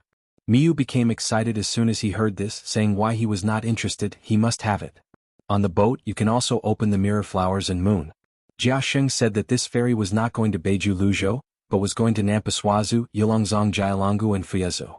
Miu was stunned for a moment, and after thinking about it again he thought it was pretty good. Just like Tianshi Zhao Tianlai returned to Longhu Mountain. Master Huolong also returned to Beiju Luzhou from the wilderness, and for the first time he closed the mountain and asked the Taoist priests and Taoist boys to move to other mountains first. In order to show the solemnity of this retreat, a futon was brought from disciple Zhang Shanfeng's house, and the old master sat on it. As soon as he sat down, he went to find a pot of wine in another house. It is difficult to talk to younger people about some of their own practices. It feels dead quiet in the busy thoroughfares, but the quiet valley turns into noisy. Since the Taoist name is Huolong Jinren, he is also a great celestial master with a foreign surname on Longhu Mountain, and he is proficient in fire and thunder methods, so it is most logical and reasonable. In fact, the old master is of fire, thunder and water magic. 3 tops. The sun is high in the sky and the sunshine is shining down on the world, but in the eyes of the old man, it is a veritable torrential fire rain. The way up is down. My way has been accomplished. Azu just recently had 2 more people from the 14th realm, so they dared to compete with Pindao for the word, north? If you have the ability to fight alone. I sent a letter home from the mountain to Shangzong, signed Lu Baixiang. The old cook held his nose and opened the letter. Jin Qing, the divine king of Zishan Mountain in Zhongyue, although his relationship with Wei Yao and Master Qin is very average, he has a very good relationship with Lu Baixiang whose genealogy is in Luolu Mountain. Lu Baixiang's 2 direct disciples, sister and brother Yuanbao Yuanlai, have already had their own sect there. But Zhu Lian didn't expect Lu Baixiang to be so thick-skinned. He said that he had accepted a new group of disciples and invited the mountain master to sit there and teach him some good boxing skills. Zhu Lian replied directly with a letter, "You first ask Jin Shinjun clearly whether our mountain master needs to prepare gifts when we arrive at the border of Diatzi Mountain, and whether we will participate in the Zhongyue night tour banquet where people are better than others." In Luoluo Mountain on Jilingfeng Road. The left guardian of the Riding Dragon Alley, named Han Lu, has never refined his form. He just wanders around the streets and alleys of small towns and the mountains and plains every day. Today it is patrolling the mountain with the right protector. The little girl in black, carrying a cotton bag across her body, showed off a crazy swordsmanship. I heard Pei Qian say that there is a gang in the world that is invincible, and its name is the Tianxiao sect. The most powerful thing is that as long as you punch and place an empty bowl, you can earn copper coins like a rain. The new leader. This is the Dharma protector. Pei Qian taught Xiao Mili the crazy swordsmanship and peerless boxing skills. He praised her as a prodigy with some attainments in boxing and swordsmanship.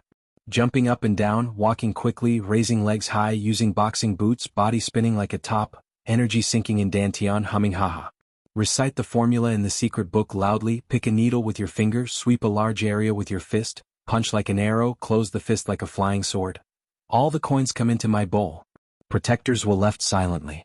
Between Jisa Peak Mountain Road. A little girl in black and a boy with white hair, both of the same height.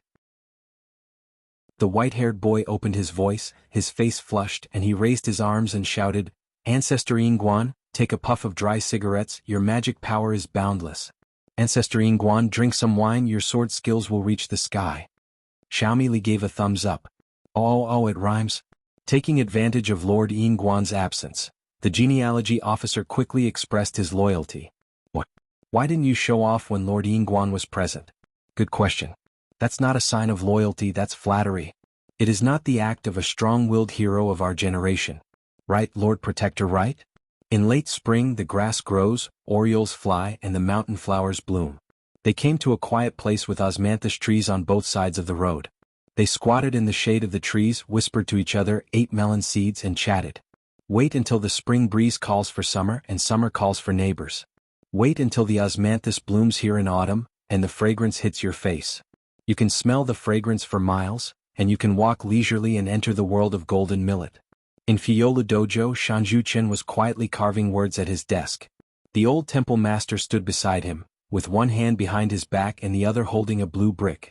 He nodded in appreciation and said, with this hand, Qin Daoyu is proficient in the pavilion style. If he takes part in the imperial examination, he can be named on the gold list. Sword of Coming Chapter 1243. Chapter 1243 20 People and Candidates, Part 1. Sorry for the late update. Qin Pingan still chose to engrave the bottom inscription. Nothing can be accomplished once the spirit reaches the point, and the side inscription, 3,000 words. I like the ones with more characters and more challenging ones. The old temple leader seemed to have known about this choice for a long time, and asked casually, is the retreat really a retreat? Where do you go to hang out when you separate your three minds? Qin Pingan replied, with the help of Lao Zhenren's 6 talismans, we went to the Yulong sect, the Qiongling sect in Luzhou in the north, and Dadu in the middle of Tonggishao, each with their own needs. The old temple leader smiled and said, as the realm has increased, have you finally started to settle old scores and settle the general accounts with others? Or is it that now that Taoist monks have reached the 14th realm, Taoist Qin has become more confident and tougher? In this way, no wonder he and Lu the pavilion master had a great conversation with us and became a close friend. The paths of both sides lead to the same destination. One relies on his senior brother, the other relies on his Taoist companion. No, to be precise, it is a person who only relies on the senior brother. The realm of the senior brother is the realm of the junior brother. A person who relies on both Taoist companions and senior brothers? Since he is so capable, how come the number of Taoist companions is only 1? Why not have the same number as senior brothers? If you can really be so blessed, you can do it based on your ability. Why bother to work hard to cultivate some Taoism? If you choose a Taoist companion in the world, you will not walk sideways wherever you go. Qin Pingan was surprised. It seemed that since the last time the old temple master and Dao Zhu came to the small town, the old temple master's visit to Luapa Mountain had become particularly targeted at him? It doesn't make sense. Millet grains are entertaining guests at the foot of the mountain. That is our right protector's special skill, and it must be watertight. Last time the old patron visited Piyun Mountain, Wei Xinyu was also very experienced in entertaining guests.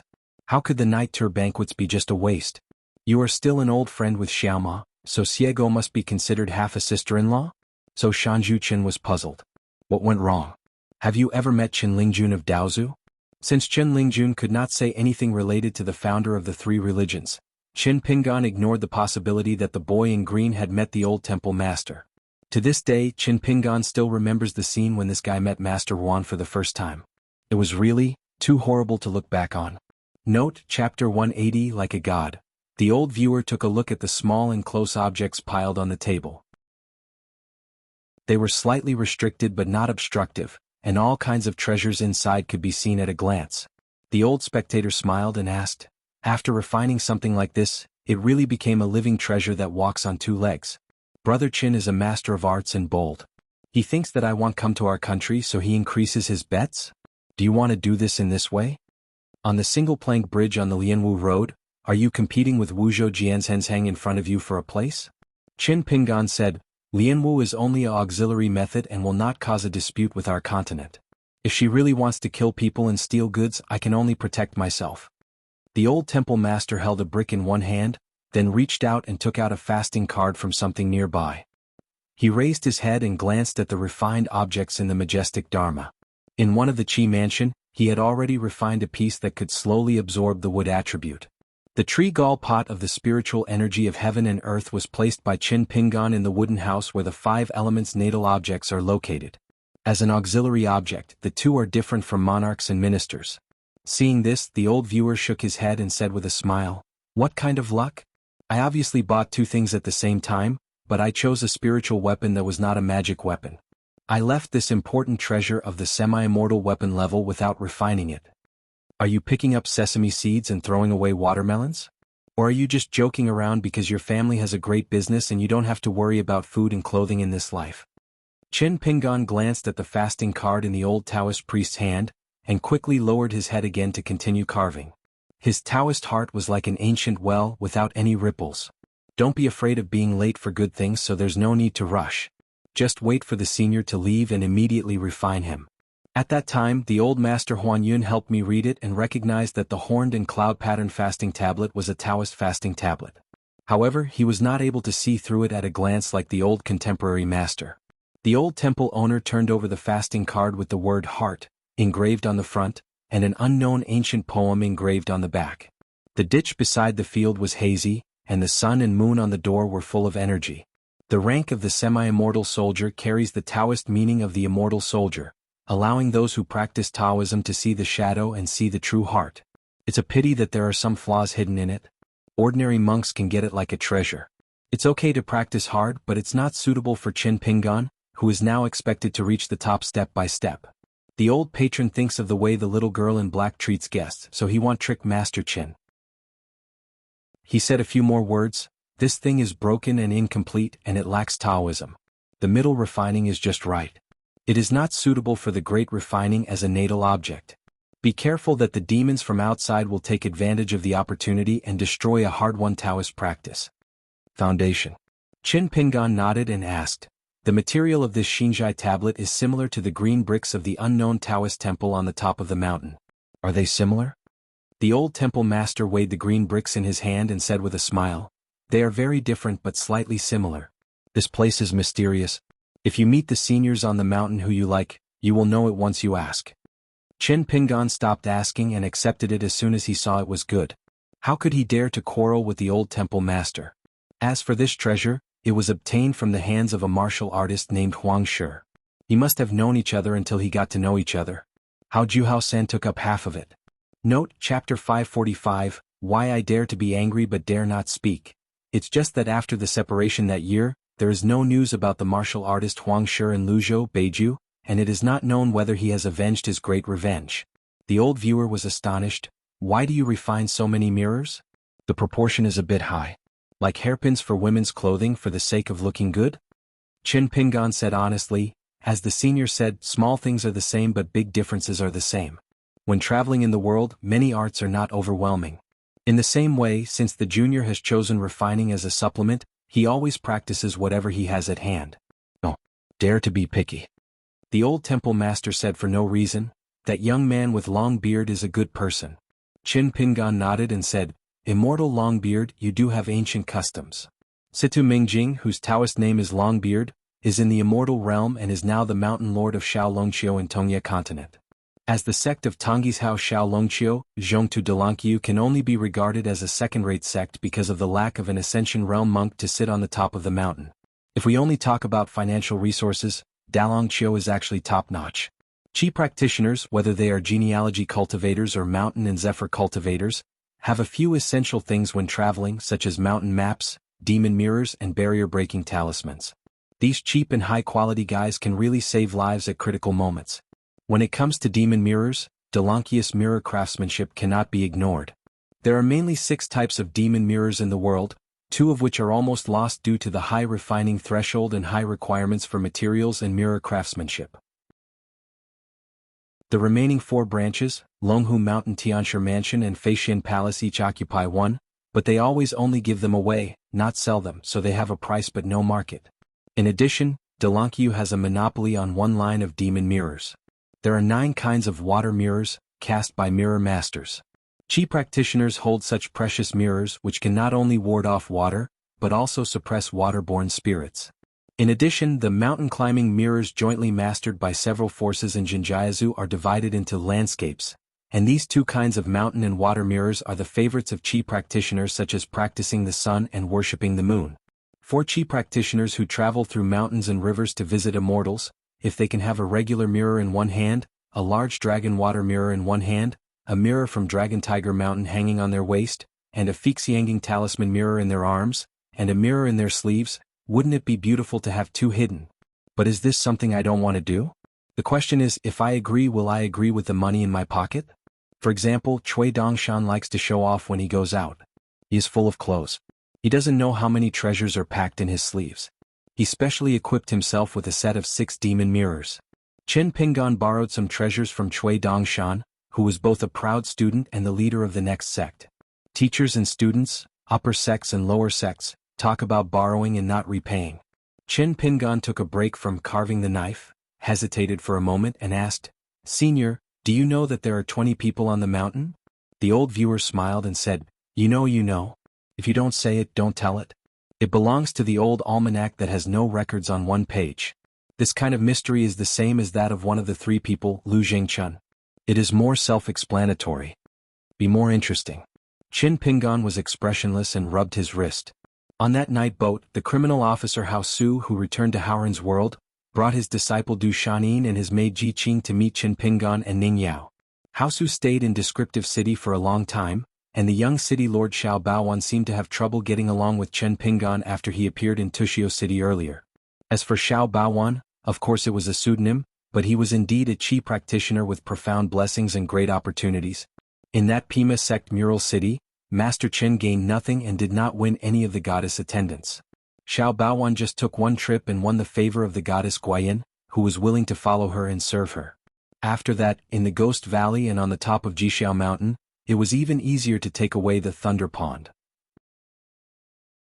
On the other hand, a certain Bao Fengzai who worked tirelessly had clearly discovered this opportunity for the immortal family earlier, and he also recognized the text written on the crooked stone tablet, Doshu Courtyard Sword Washing Pool, but it is a pity that the move has a lot of history. In this Thunder Pond, Qin Pingan could only dig out a few sections of the golden bamboo whip even with all his strength. Note, Chapter 495 Good Brother. Before Hao Su disembarked, he gave Ning Yao a crucial tip and mentioned 20 people. Although Hao Su didn't say much, it was enough as a foreshadowing thread. The executioner of the Great Wall of Sword Qi Xiao Baowan of the Night Ship Appearance City. This is not a hint, but an explicit statement to Qin Pingan.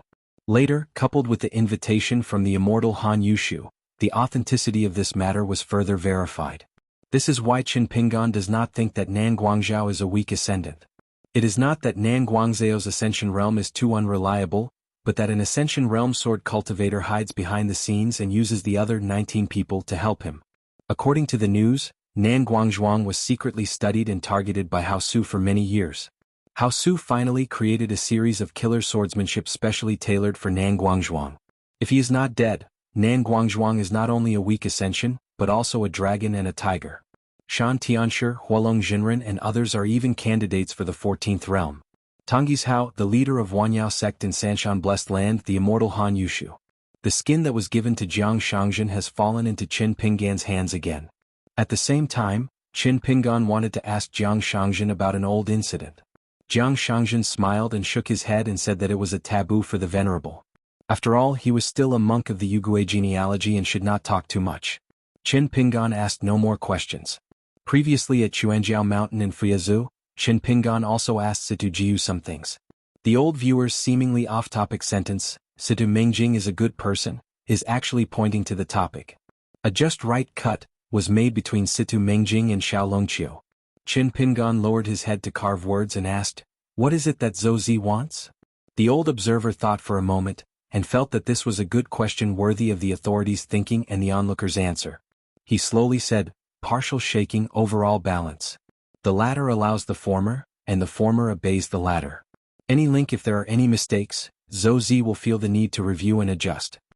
Qin Pingan asked with a bit of resentment, "Does he have obsessive-compulsive disorder?" The old viewer laughed loudly, "A bit.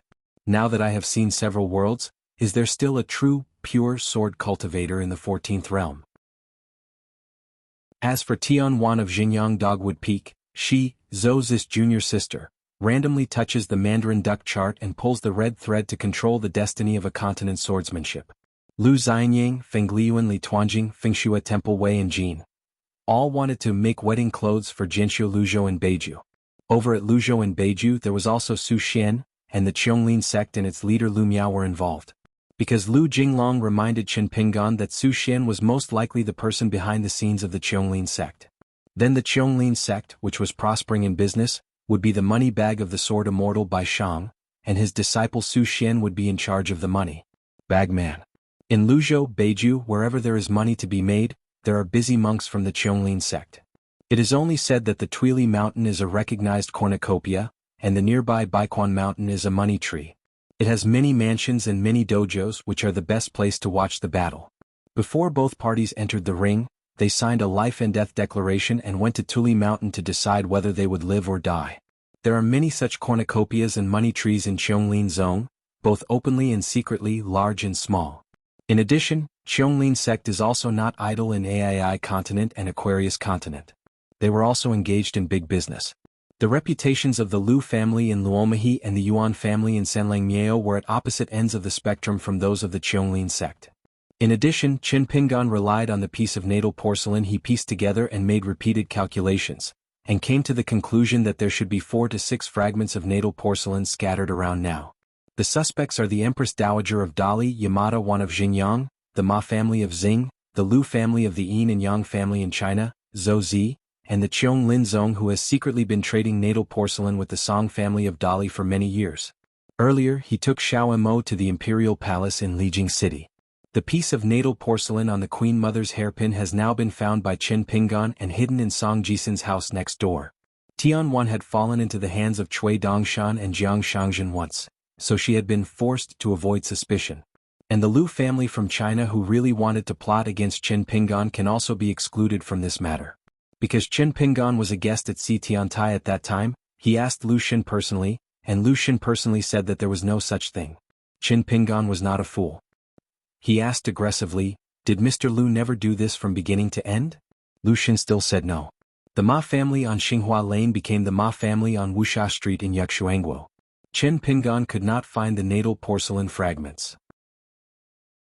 When he asked in person, it was found that the Ma family did not hide it secretly. Ma Kuxuan also confirmed this. Finding Zhou Zi would be even harder than finding Pei Min, the swordsman. All we could do was wait for Lu Kai, the swordsman whose 2 natal flying swords happened to defeat Chen Pinggan's 2 flying swords. So the only one left who can still try their luck is the Qianglin sect in Luzhou, Beiju. In his early years, Chen Pinggan traveled to Luzhou, Beiju, and took aim at the Qianglin sect, which was extremely good at making money. Because Qianglin Zone was the largest buyer of Lizidongshan Benming porcelain secretly that year, there was no one among them. Chen Pinggan's mind took the night sailing talisman boat, landed at Beiju Luzhou, and went straight to the border of Qianglin sect. Just like the Yulong sect, there is no need for any verbal answer after meeting. The avoidance of nascent soul realm Tiansu is the answer in itself. Aquarius Island, night tour banquet at Piyun Mountain in Beiyue. Tongyi's Hao, Tapingshan female crown Huang Ting has a profound blessing. In Luzhou, Beiju, the number of times the Qianglin sect's ancestor hall was asked about the sword. All famous. The wind and rain were dark, making the sky at noon look like the darkness of night.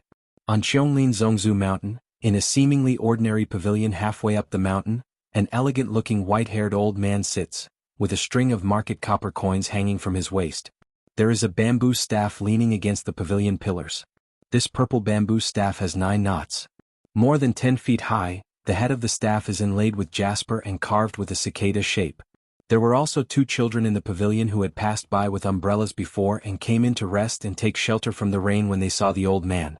They were both direct disciples who had just been accepted by the Patriarch Hall. Not long after they entered the mountain to practice Taoism, when they saw the old man, they all called him Patriarch, and the old man called him Grand Master. After announcing their names, he asked them to sit down and talk, and then asked a few questions about the recent progress of the Taoism. The 2 highly qualified Taoist monks answered fluently without any cowardice. After all, they are both talented people from wealthy families, even if the person asking the question, even though he is the leader of a sect, he doesn't appear to be very reserved. What's more, Patriarch Lu, the leader of the Lu clan, is famous for being approachable. There are only a few things that the Qianglin sect monks can be proud of as long as money is put aside. One of the things that puzzled the outside world the most was that the master of the fire dragon of Padi Peak once walked through Baiquan Mountain, where he made a lot of money every day. Regarding this matter, there are various opinions and speculations. In fact, the reason could not be simpler. There is a pavilion on the mountain road of Baiquan Mountain called Exposure Book. The Paoshu Pavilion is a little higher up than the Quanyong Pavilion halfway up the mountain. When Master Huolong passed by, he wanted to sit there. At about his age and state, what outsiders think is actually not that important. Of course, at that time the members of Cheonglinzong's Patriarch Hall came out in force. A large group of them rushed to the Exposure Pavilion, hoping to have a face-to-face meeting with the real Huolong. If they couldn't talk to each other, they could at least squeeze in the pavilion. Everyone, it would be nice to sit shoulder to shoulder and listen to the old man and sect leader Lu chatting casually about the historical origins of the book pavilion, and feel a bit like a fairy. But when they rushed over, the old man was nowhere to be seen. Erect a monument outside the pavilion? The content of the seal cutting is that the Fire Dragon Master came here on a certain day of a certain year, a certain month, or something like that. I have this intention, but I don't have the courage. But after that, the sect's rule that visitors stopped at the Exposure Pavilion became the Quanyong Pavilion on the White Snake Path. Jianghu, the sword immortal of Yanwei Mountain, once truly destroyed the Cheonglin sect's Patriarch Hall. Last year, there was another question of swordsmanship that came to light without any warning. Since the cover-up was indeed broken and a genuine ancestral hall was demolished, there was a great deal of movement at that time, and the Cheonglin sect was bound to be unable to conceal it no matter how hard it tried to cover it up. Afterwards, that woman from Duqui Jinhu Litsai was so ruthless that she directly admitted the matter through the Shanshuedi newspaper. Cheonglinzong had no choice but to pretend that nothing happened. Li Kai has now fallen to the nascent soul realm, but the Cheonglin sect would rather break up with an immortal realm than dare to provoke Li Kai, who has been to the Great Wall of Sword Qi, as it would offend the public. Sword cultivators in the world are all very valuable, and there are very few who are willing to work as mountain cultivators. As for sword cultivators with genealogical status, many people actually tend to act more wildly than wild cultivators. A child asked, "Master Patriarch, is this really what Li Jianxian did?" The old man smiled and said, "Just think of it as her. If we are more pragmatic, the truth and lies in the world are nothing more than a name, and truth is nothing more than a word of money." From time to time, he secretly pays people to ask Jian for help in his ancestral hall. The Cheonglin sect is the only one in the world. Of course, these sword cultivators smashing the ancestral hall are all fantasies that even many direct disciples of the Cheonglin sect would mistake for reality.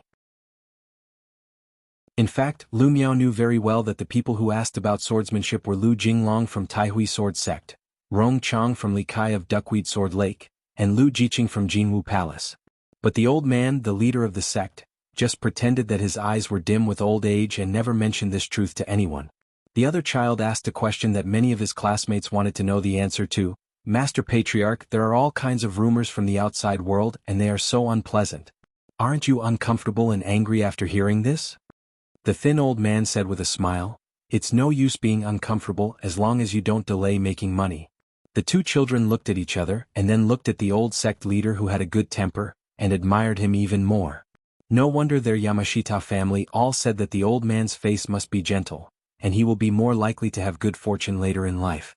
The child asked, "Does Jiang Thief have any unsolvable feud with the Patriarch?" The old man shook his head and said with a smile, "I don't have any personal grudges. I have never seen him before. Being missed by the old Master Jiang of the Jade Gui sect and the Chief Zhou of the Lolu Mountain is purely an unreasonable disaster. In Luzhou, Beiju, the only local Qi practitioner who can compete with the outsider Jiang Shangzhen in terms of reputation is Lu Miao, the leader of the Cheonglin sect. The most conscientious Cheonglin sect who never makes money and has a strong shoulder to shoulder the responsibility of morality, and the Lu Daizong, the sect leader who boldly said that he would conquer a continent with one sect, and that the swordsman is like a floating cloud to me. For Lu Miao's reputation to be what it is today, Jiang Shangzhen worked hard to fuel the situation, which was a huge contribution. Lu Miao's Jade Pu realm is the most precious realm. It must be a Jade Pu realm where one can crush sword immortals with real talent and practical knowledge, and has unrivaled killing power in the same realm. Otherwise, how could sect leader Lu Yuanlingyan of Zhishuan Peak, and Yuan Yang of Erlang Temple all agree that he could easily defeat a Middle-earth immortal with his Jade Pu realm cultivation? Regarding this statement, the three people on the list are actually not happy. Maybe that Jiang Thief has a simple idea. "I have a bad reputation, so I have to support him and become a brother in trouble." Sect Master Luiziu. If asked why, Jiang Shangzhen would probably say, "Of course you have good foundation." If it was just some humorous sayings, Lu Miao didn't care. The only time everyone in the Cheonglin sect mobilized their troops was That person who claimed to be the direct disciple of Yi Xiuqing in the Ascension realm of Aiizhou. He was so heart-wrenching and crazy to such an extent, he actually raised the Qianglin sect to the same level as Baidi City. It is said that Lu Miao is to Qianglin sect what Jingzhuzhong is to Baidi City. Zhao Tianlai of Longhu Mountain and Huolong Jinren of Lying Peak, no matter how high they are, they don't have this ability. It was unbearable, so Lu Miao finally posted a reward in person and gave a large bounty. The Qianglin sect shared the same hatred and vowed to kill the Jiang thief. Another child asked a childlike question, "Master, that Jiang thief is so dirty with you, will they fight if we meet one day?" Lu Miao shook his head and said, "We can't fight." The child said depressedly, "Nowadays Jiang Zifeng's criticism is not as pure as before. Occasionally someone will say a few good words." Thanks to two things, Jiang Shangzhen took over the position of the head of the Jade Gui sect from Sun Yuan. When a continent was destroyed, he single-handedly moved around and was able to move everywhere under the noses of several old throne monsters. Kill demons and make meritorious deeds. Jiang Thief's ability to run so well is due to the experience accumulated in our Beiju Luzhou. Then there is the chief enshrined Zhou Fei, in Luolu Mountain. The truth comes to light and it turns out to be the Jiang Thief who has a mother-in-law in every village. At first, people from Beiju Luzhou couldn't believe it. Qin Pingan, the last hidden official, had a reputation in Luzhou Beiju that could not be higher. He was almost on an equal footing with the respected Huolong Jinren. Of course, it is still very good now, even if there is an extra person on the mountain who never wipes his butt. Chief Zhou, Master Qin Shan and Luo Shan, they can be regarded as white jade with slight flaws.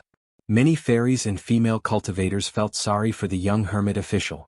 It seemed that he was indeed very poor in his hometown at the beginning of his life. Otherwise, how could Jiang Shangzhen take advantage of it?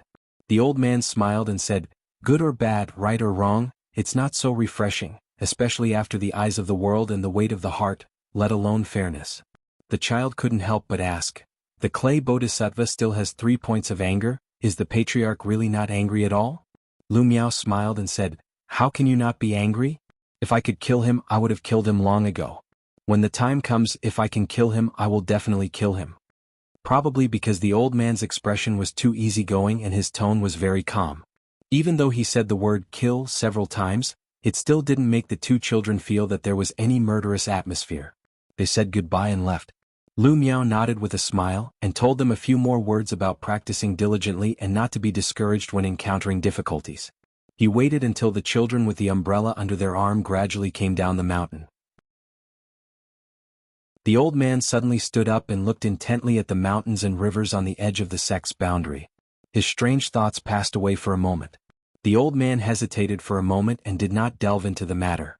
Instead, he turned to look at Paidi Peak to the north. That's where the real big deal happens. In Luzhou in the north, swordsmen are like clouds. The only flaw is that there has never been a great monk of the 14th realm who has been in charge of the mountains and rivers. Lu Miao knew that the Fire Dragon Master, who was said to be the leader of the Black and White Paths, had actually tried to combine the two paths without success. One time was in the Tianshi mansion in Longhu Mountain. For decades, I read all the books in the collection and studied the Thunder method deeply. As a result, I came out of seclusion after a short while. Another time, I switched to water law and practiced Shindao Dragon and Tiger, trying to integrate the two paths of water and fire, yin and yang, but unfortunately it was still a bit short. So this time when Master Huolong returned to the Taoist temple from the wild world, Lu Miao was still not optimistic about it. A torrential rain caused the founders of the three religions to spread their Taoism. Since Master Huolong was unable to join the Tao, now that the heavy rain has stopped, it is even more impossible to join the Tao. But at Paidi Peak, the old man borrowed a futon and a bottle of wine. The so-called retreat seems to be that simple. Compared with other cultivators who have achieved perfection in the Ascension realm, who are serious about their work, cautious, plan in every possible way, and strive to accomplish everything in one battle, Master Huolong seems to be a man of life, accepting disciples and preaching, and never takes an ordinary path. It's just that it's dangerous, but it's not enough for outsiders to understand. When Master Huolong went to get the futon and the floor to sit on, he had already walked away once, but it was still not enough. As a great celestial master with a surname outside Longhu Mountain, Lao Xinjin gave up his thunder magic and returned the Tao magic to heaven and earth. Then he got up and borrowed a jug of wine to drink. After finishing the jug of wine, he had another invisible walk.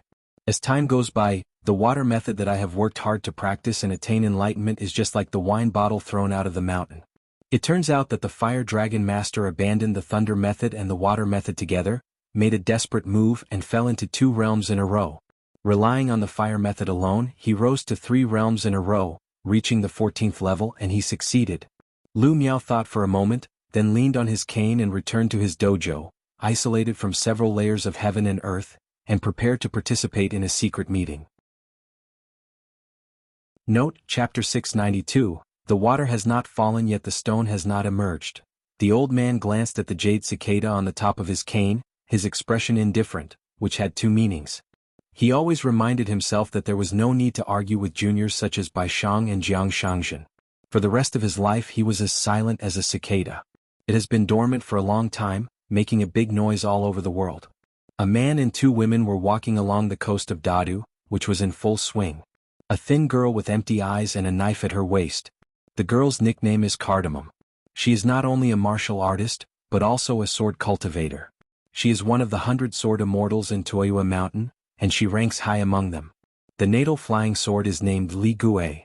The man looked dull, as if he was a domestic servant of the charming woman beside him. As the night fell, walking in the mountains, the beautiful woman was still cleanly dressed and her embroidered shoes were not stained by mud.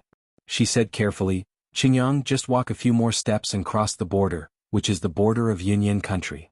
Her Taoist name is Xianxia, and she comes from the Xuanhuan tribe in Xuanhuan City, which is one of the 3 sects of the great demon Fei Fei. In terms of seniority, Xianxia can call Fei Fei the supreme patriarch, but she doesn't dare. The man said slowly, "As long as that Taoist nun is not in the capital of Yunyan Kingdom, everything is safe." If this were not the case, none of them would be willing to be around this person. The woman with the sword sneered, "What a loud tone." The man smiled and said, "Do I think I have a strong voice? I heard that a true Taoist man can make a fairy's body stand upright with a breath of Taoism, change the color of the sun and moon, and change the world." Xianxia covered his mouth and smiled and said, "With the current state of the 3 of us, 1 nascent soul and 2 golden elixirs, we can't talk about the Taoist and magical powers of the 14th state." The woman with the sword raised her head and looked into the distance, frowning and said, "There are 2 living people over there, do we really not need to take a detour?"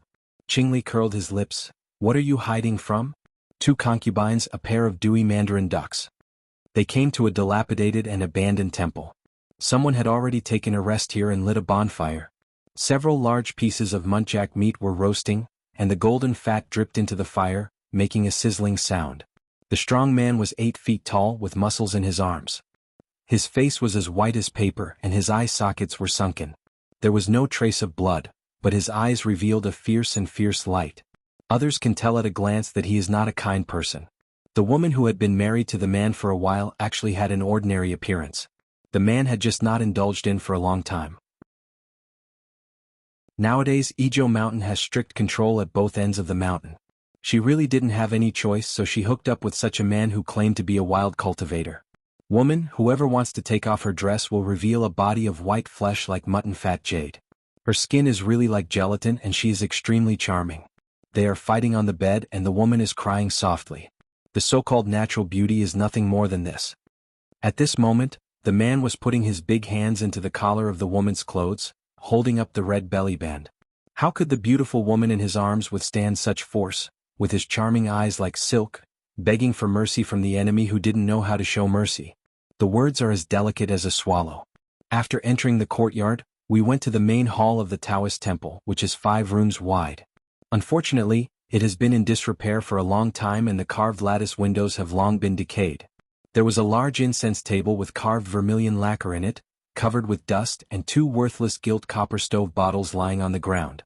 The pale-faced man heard the rustling footsteps outside and immediately turned his head to look outside the hall. With just this look he couldn't move his eyes away. He didn't look at the woman with the sword, she was skinny and not very meaty. The little girl next to her is stunning.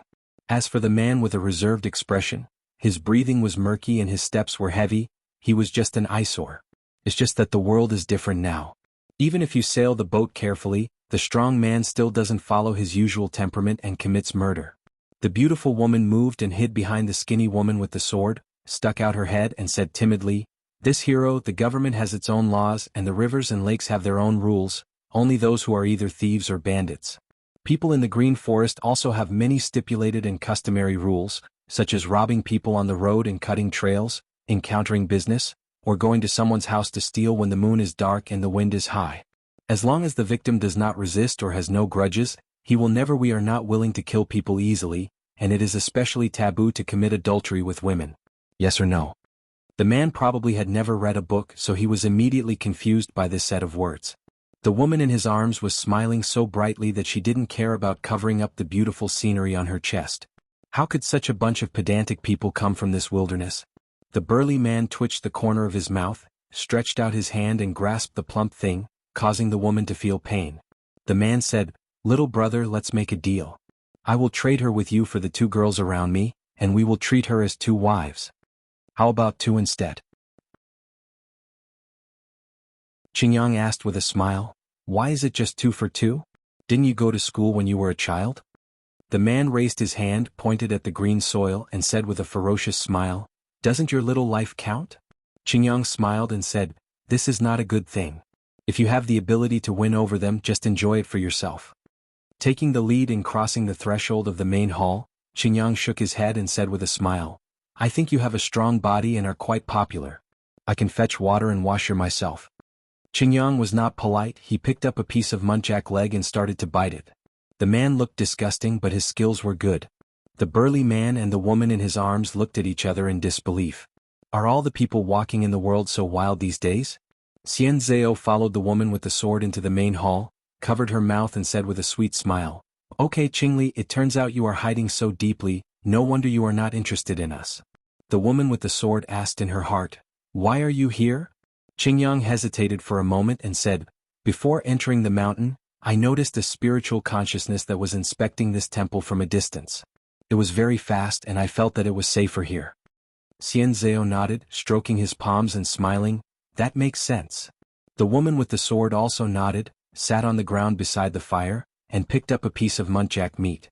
But at this moment, a middle-aged scholar carrying a suitcase came, holding a hiking stick, standing outside the threshold of the hall. "It's a dark and windy night, so I didn't disturb your enjoyment, did I?"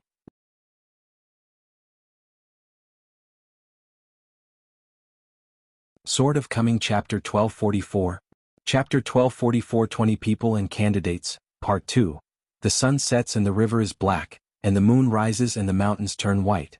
It was completely silent, except for the occasional crackling sound in the bonfire in the hall. Together they looked at the old man outside the hall. His appearance was in his 30s, probably because he had read a few books, and he had a somewhat calm and leisurely attitude. Qingli didn't speak and Xinzao was as silent as a cicada. Seeing Xianzao looking like he had seen a ghost, Qing Rang, who was still a little unsure at first, immediately knew what was going on. At this time this scene, like a clay idol, enjoying incense in the temple, came to them. Strange to say, there are countless demon monks in the wilderness who admire the young hermit official. They must be more than those in the world, and they are particularly sincere. The sun rises and the moon sets thousands of times, and Qinjun's name is called thousands of times. No exaggeration at all.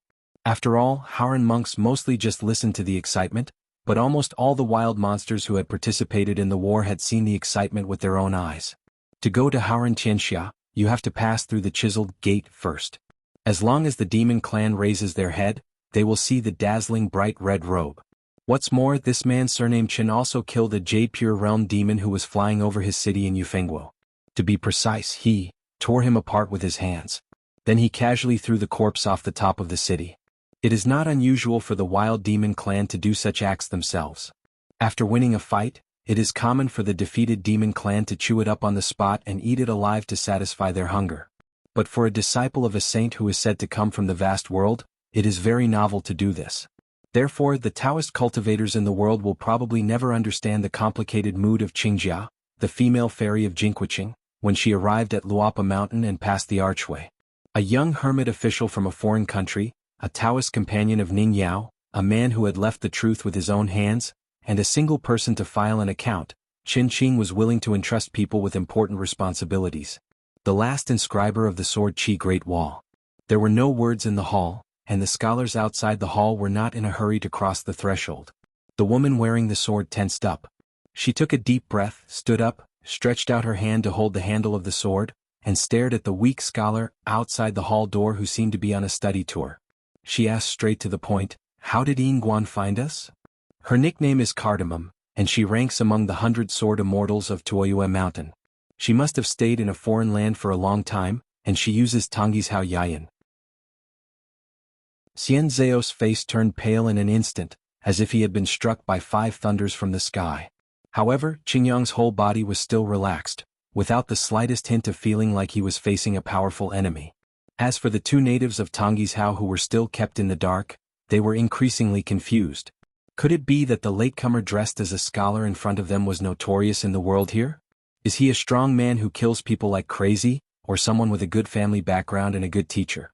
Chen Pingan, however, replied with a smile in the most pure and authentic barbaric language. Aren't there books that describe a shabby scholar who went to Beijing to take the exam, slept in a deserted temple and met a beautiful woman? How can such a marriage be intentional? All by coincidence. The beautiful woman chuckled, probably because she thought this man's words were funny. Look at him in his early 30s, holding a green bamboo hiking pole in both hands, standing in the bright moonlight. Chen Pingan looked at the woman whose pseudonym was Daku, since she is a young handsome man who is one of the 100 sword immortals of Tuoyue Mountain, and her rank is not low. Why do I seem to have never seen Miss Daku over there in the city? This group of young sword cultivators who had high hopes from the wilderness, all practiced sword practice at the top of the city for varying lengths of time. During that period, sword cultivators often went to pay homage to the last hermit official of the Sword Chi Great Wall in their spare time. Said, "The one who watches the gate. Help us look after our house. Xuanhuan is a good man." The woman with the sword said in a deep voice, "I am far away from Xuanhuan. I am withdrawn and don't like to join in the fun. My sword skills are neither high nor low. My ranking is neither high nor low. Even if we meet, I may not be able to talk to Xuanhuan." This is the truth. Half of the city where they were refining their swords was also helped by Zhoumi's personal disciple, Liu Bai, who didn't like to talk much. But Li Zhen, who was a close disciple of the great ancestor of Tuoyue Mountain, was a mouthful of shit. His curse skills were getting better and better day by day, and he didn't even know who he learned it from. When dealing with those sword cultivators who wanted to join in the fun, Li Zhen always liked to sarcastically say something like, "You deserve to chat with Xuanhuan." In addition, the gray robe belongs to Dragon Lord, one of the great demons of the old throne. He is an ordinary swordsman and has no backing, so he really does not dare to make mistakes. Qingyang chewed the muntjac meat, looked helpless and said vaguely, "With Xuanhuan's current luck, he will definitely not be able to find me. Which one of them has implicated me?" Chen Pingan answered the question and said with a smile, "Fellow Taoist is also a fortune teller. Can he read people's fortunes? If we meet by chance and set up a stall next door, maybe we can discuss each other and grab business." The guy in front of me almost messed up the excavation of Tongji's Hao Dadu with his own efforts, and several forces including Luolu Mountain and Qingping Sword Sect, invested tens of thousands of dollars in this effort. Thousands of dollars, and all of them are Guyu money. Wei Wenlong and Mr. Zhong made some rough calculations. Because this guy smashed talismans several times along the way to Dadu, not only delaying the progress of Data's excavation, but also causing all kinds of conflicts between the forces on the mountain and the countries at the foot of the mountain. Due to various losses, the amount of Guyu money lost was between 3,000 and 4,000 pieces.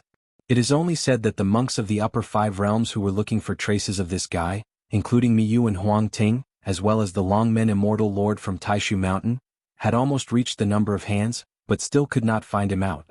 You must know that this guy is now in the Golden Elixir realm.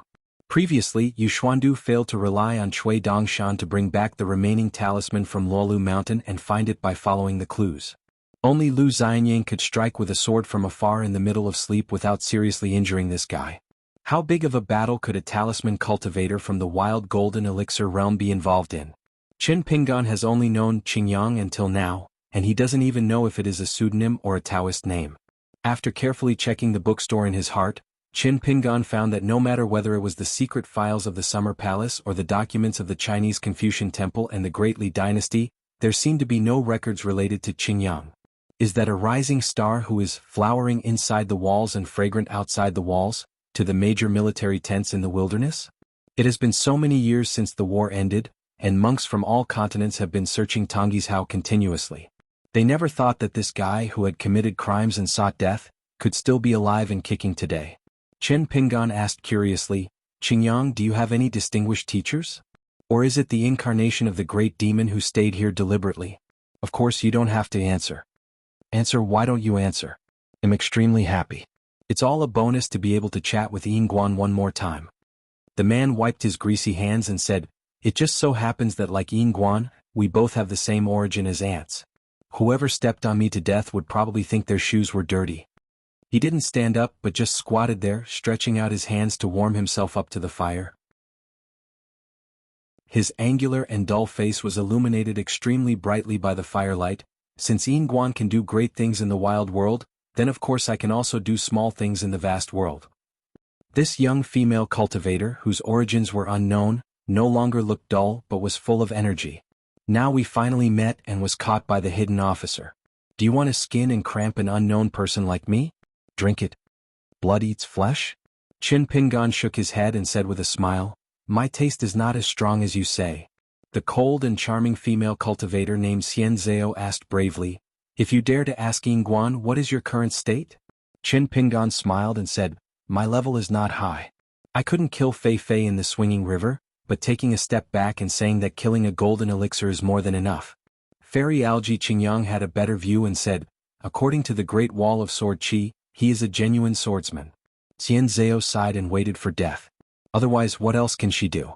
Even if she learns to be a hidden official, she can take a step back and say that Qin Pingan is just an earthly immortal so she can escape on her own? This guy is famous for being cunning and cunning on the battlefield. He has many tricks, and he has a great chance of winning when fighting in the same situation. Back then Jiashan Zhang carefully set up an ambush, and the proud men of Zhuqi, Yusi and Tan surrounded and killed one person. In the end, if he hadn't saved the situation brilliantly, he would have killed several more.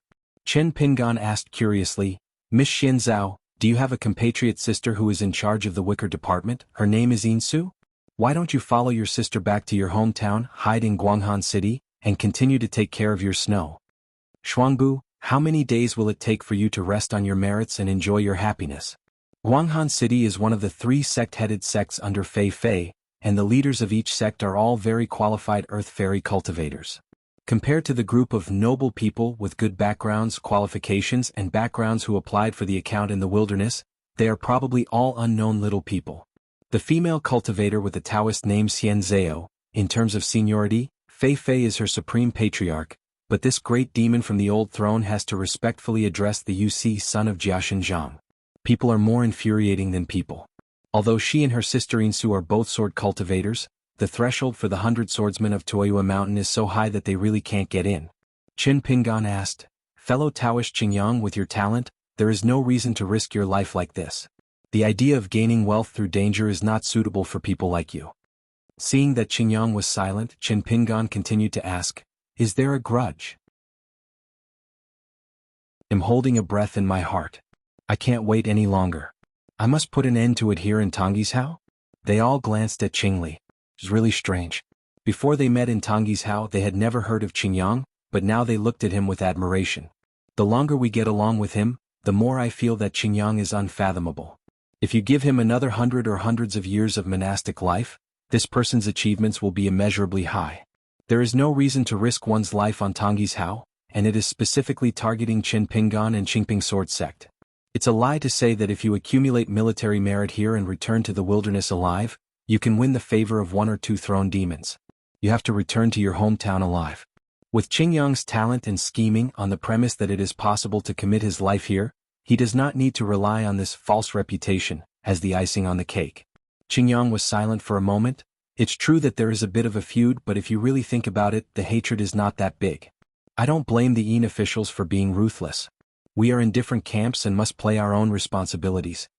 An old friend who led him on the path of spiritual practice died at the hands of Qin Pingan. He was in the Jade Purity realm. At that time, the status and realm of the 2 parties were very different, but they had no calculation. He was willing to teach Qingyang all his Taoism and abilities, but he still said that he was not qualified to be Qingyang's preacher and would help him find a good one. Master, you must not be much worse than those bamboo baskets and Tan. The reason is that you, Qingyang, are very qualified. If the master is not high-minded, it will be a waste of resources and will easily delay your future. Especially when you become famous and attract attention on the mountain, when everyone knows about your future achievements, Without the protection of an ascension realm and a large sect, it is easy to die suddenly as soon as you get off the mountain. Thinking of this, Qingyang subconsciously slowed down and chewed the muntjac meat carefully. Qin Pingan said to himself, Bodhisattvas and sages are afraid of causes, and ordinary people like us are afraid of consequences. Qingyang nodded, I didn't understand this at all before. When I arrived at Tongya continent, I read some of the books here and I was convinced. Qin Pingan opened the skylight and spoke frankly, saying, Miss Cardamom, Xiaoxing is hiding in the lotus flower-blessed land. She has seen you and has a deep memory, which means I have seen you. Next, the young official said something that made even the outsiders feel horrified, so these days I miss Miss Cardamom very much. Qingyang let out a long sigh. As expected, he was implicated by this bitch. But Qingyang didn't blame her that much. Only that immortal algae is a thing that is more likely to fail than accomplish anything. Daka was horrified but still puzzled. They had met before, so what? There are thousands of magic tricks on the mountain, but does it have this magical power? That Xiaoxing belonged to the wilderness Guiyu Zhang, and was seriously injured by Ning Yao on the battlefield of the Sword Qi Great Wall in his early years. When Xiaoxing landed on Tongya continent, she and Daka were good friends, so they traveled together. When Xiaoxing fell into the hands of Qin Pingan, his memory was checked and a unique mountain search took place. The picture in Xiaoxing's eyes included the female nun Do Ko.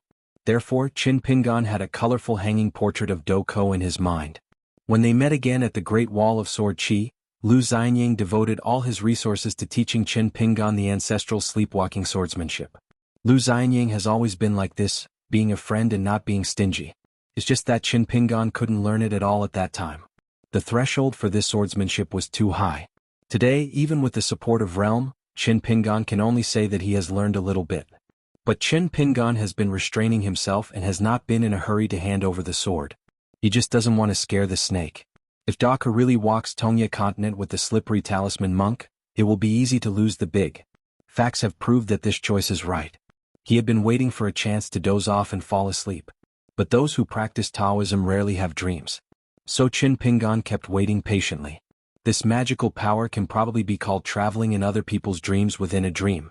With the same kind of swordsmanship, Qin Pingan and Lu Xianying still have different ways of getting started.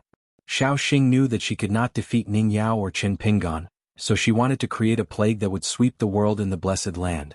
A large part of these causes and effects must be attributed to Qin Pingan, the landowner of the Blessed Land. She opened a bookstore there, hired craftsmen, and sold those tampered-in books at a low price to make a loss. In addition, she hid several mummies of the plague god. With the hundreds of thousands of books sold, plus the number of readers who did not buy the books but read them, the number is already considerable. Once a plague breaks out, it will sweep across the world in an instant. If they were in the same place and planned so carefully, it would be possible for Xiaoxing to succeed in the Lotus Root Blessed Land, not to mention what Qingyang was like to Tanggishao. It's just that everyone has earned his or her status through hard work, so for the sake of fairness, one cannot fall below the status quo. What's more, Qin Pingan is unique in terms of the number of times he fell into trouble. The pair of dewy mandarin ducks resting here were the most enlightened. What Yingguan, Guanghan City, Houran Xianxia barbarian world? They just eat a bowl of rice from the rivers and lakes at the foot of the mountain. They don't understand, they only know that the content of the conversation is very big. But no matter how ignorant I was, I could tell that the two sides were enemies. The weak scholar carrying the suitcase came blocking the door. The white-faced man's hands had long been disciplined, and he said tentatively, "Masters, why don't you let us leave first, so as not to delay your reminiscing about old times?" Xianzhao sneered, "Let's go? Where can we go? Now the whole mountain is in the formation. If I give you 100 years, you will still be building a wall." The man said with a sad face, "You gods are fighting with you, why bother us ordinary people who know how to use martial arts?" The woman gently pulled her collar, revealing some white scenery. Qingyang laughed and said, "Who told you to be careless and not pick a place? Are you getting retribution?" Xianzhao looked bitter and asked cautiously in his heart, "Why doesn't he take action yet?" They ruined Qin Pingan's good deeds in Tanggishao. Enemies would be extremely jealous when they meet, so they had the patience to chat with them for so long, which was not like the behavior of a hidden official. Don't look at the young hidden official who has a fairy algae girl, cardamom girl, and Qingyang Taoist friend. He is also a master who kills monsters without blinking an eye. Nan Shou Qin Bei Ying Guan, how did this saying spread? It refers to these two swordsmen who have the least swordsmanship in their acting style and the most insidious swordsmanship. She fell into the hands of Guan today and she knew the general fate of her fate. Chen Pingan never made a move so he couldn't possibly be coveting her beauty. Daka said, he must have rushed over as soon as he found our traces. He first cast the net to confirm our identity, and then closed the net to prevent any big fish from escaping. I just didn't know that he showed up before. There are several large formations set up inside and outside this mountain. Qingyang's answer may be closer to the truth. You are just a bonus. Qin Pingan's target is still me. In order to make sure he can catch me, he has to spend a lot of extra thought. Xianxia asked, why do you call him by his first name? Qingyang almost couldn't hold back and cursed. Qin Pingan is already here. It doesn't matter if you call him by his name or not. Indeed, as the Fulu monk said, Qin Pingan's real purpose was Qingyang, a big fish with such good qualifications that even Yu Xian praised him. Cardamom and fairy algae were all added to it. Qingyang told the truth again, because Guan guessed that my true identity is most likely not here, so he has been looking for clues elsewhere at the moment. Hearing this, not to mention Xinzao, even Daka wanted to curse her. You brought us here but you ended up hiding somewhere else. Qin Pingan lamented, it's been very hard to find you guys.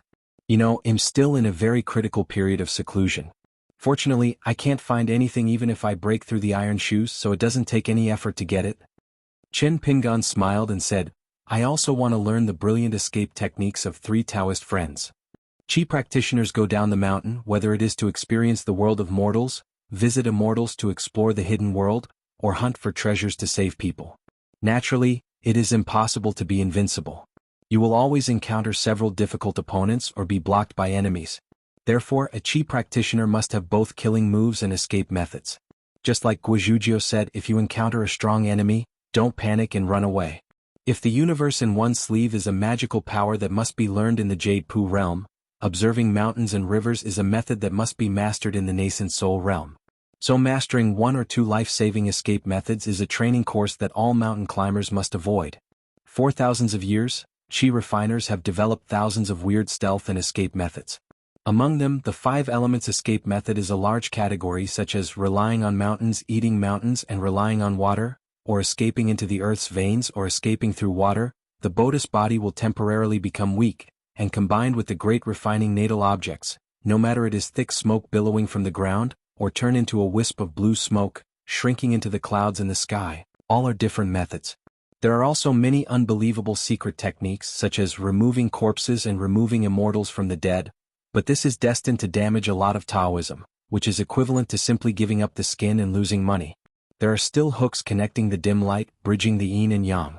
The land officials who were descendants of the Lu family of the yin-yang family were able to visit the city god's temple in varying numbers according to their respective realms. In the final analysis, the most superior escape method has only one purpose. Of course, it can still ignore all the landscape formations and the numerous restrictions that isolate the world. Qin Pingan had already learned all Xiao Xingwis methods.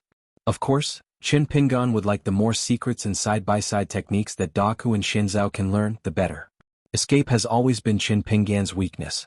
The Shuqi talisman in his early years was only reversed by the warrior Qin Pingan, changing its purpose and turning it from defense to offense. Someone once said that if you pursue the ultimate in killing power and don't pay too much attention to the escape method, you will be walking lamely. That's why Qin Pingan now practices the sword escape method repeatedly. Qin Pingan finally crossed the threshold, and the content of his words began to get to the point. He looked at the immortal algae and said, I heard that when you arrived at Tongyi's Hao, you liked to run around and kill people to take credit. You are quite famous. You want to make things easier for you.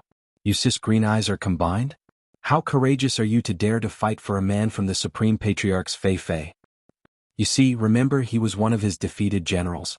Back then, in the Jiaxin tent where geniuses gathered, he was not really outstanding. Xianzao was speechless, and Dou Cao also felt that Qin Pingan's words were extremely arrogant, but well-deserved. I am in urgent need of a magic weapon now.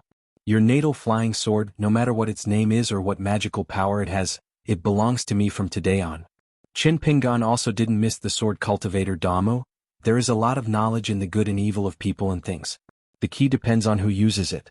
I have a bad habit, that is, I like to be a teacher and I want to teach you well. From now on, remember to keep your eyes open. Chen Pingan looked at Qingyang again. Do you have any explanation for your talisman substitution method? Qingyang smiled generously and said, I created my own talisman temporarily named the paper kite. Whether you need to attach a mustard seed to the substitute talisman can be decided according to the circumstances. Chen Pingan suddenly realized that it was like letting a few kites fly. Qingyang's real body was holding those few threads gently in his hands. When the opportunity was bad, he just had to let go. No wonder even Yu Xian couldn't follow the clues and find this person's traces. The difficulty is just like trying to catch the wind and shadow. Previously, Chen Pingan deliberately mentioned the term xianxia to Qingyang. Chen Pingan did not choose the flying sword from a certain basket. He had a purpose. Not only look at the skin but also look at the bones.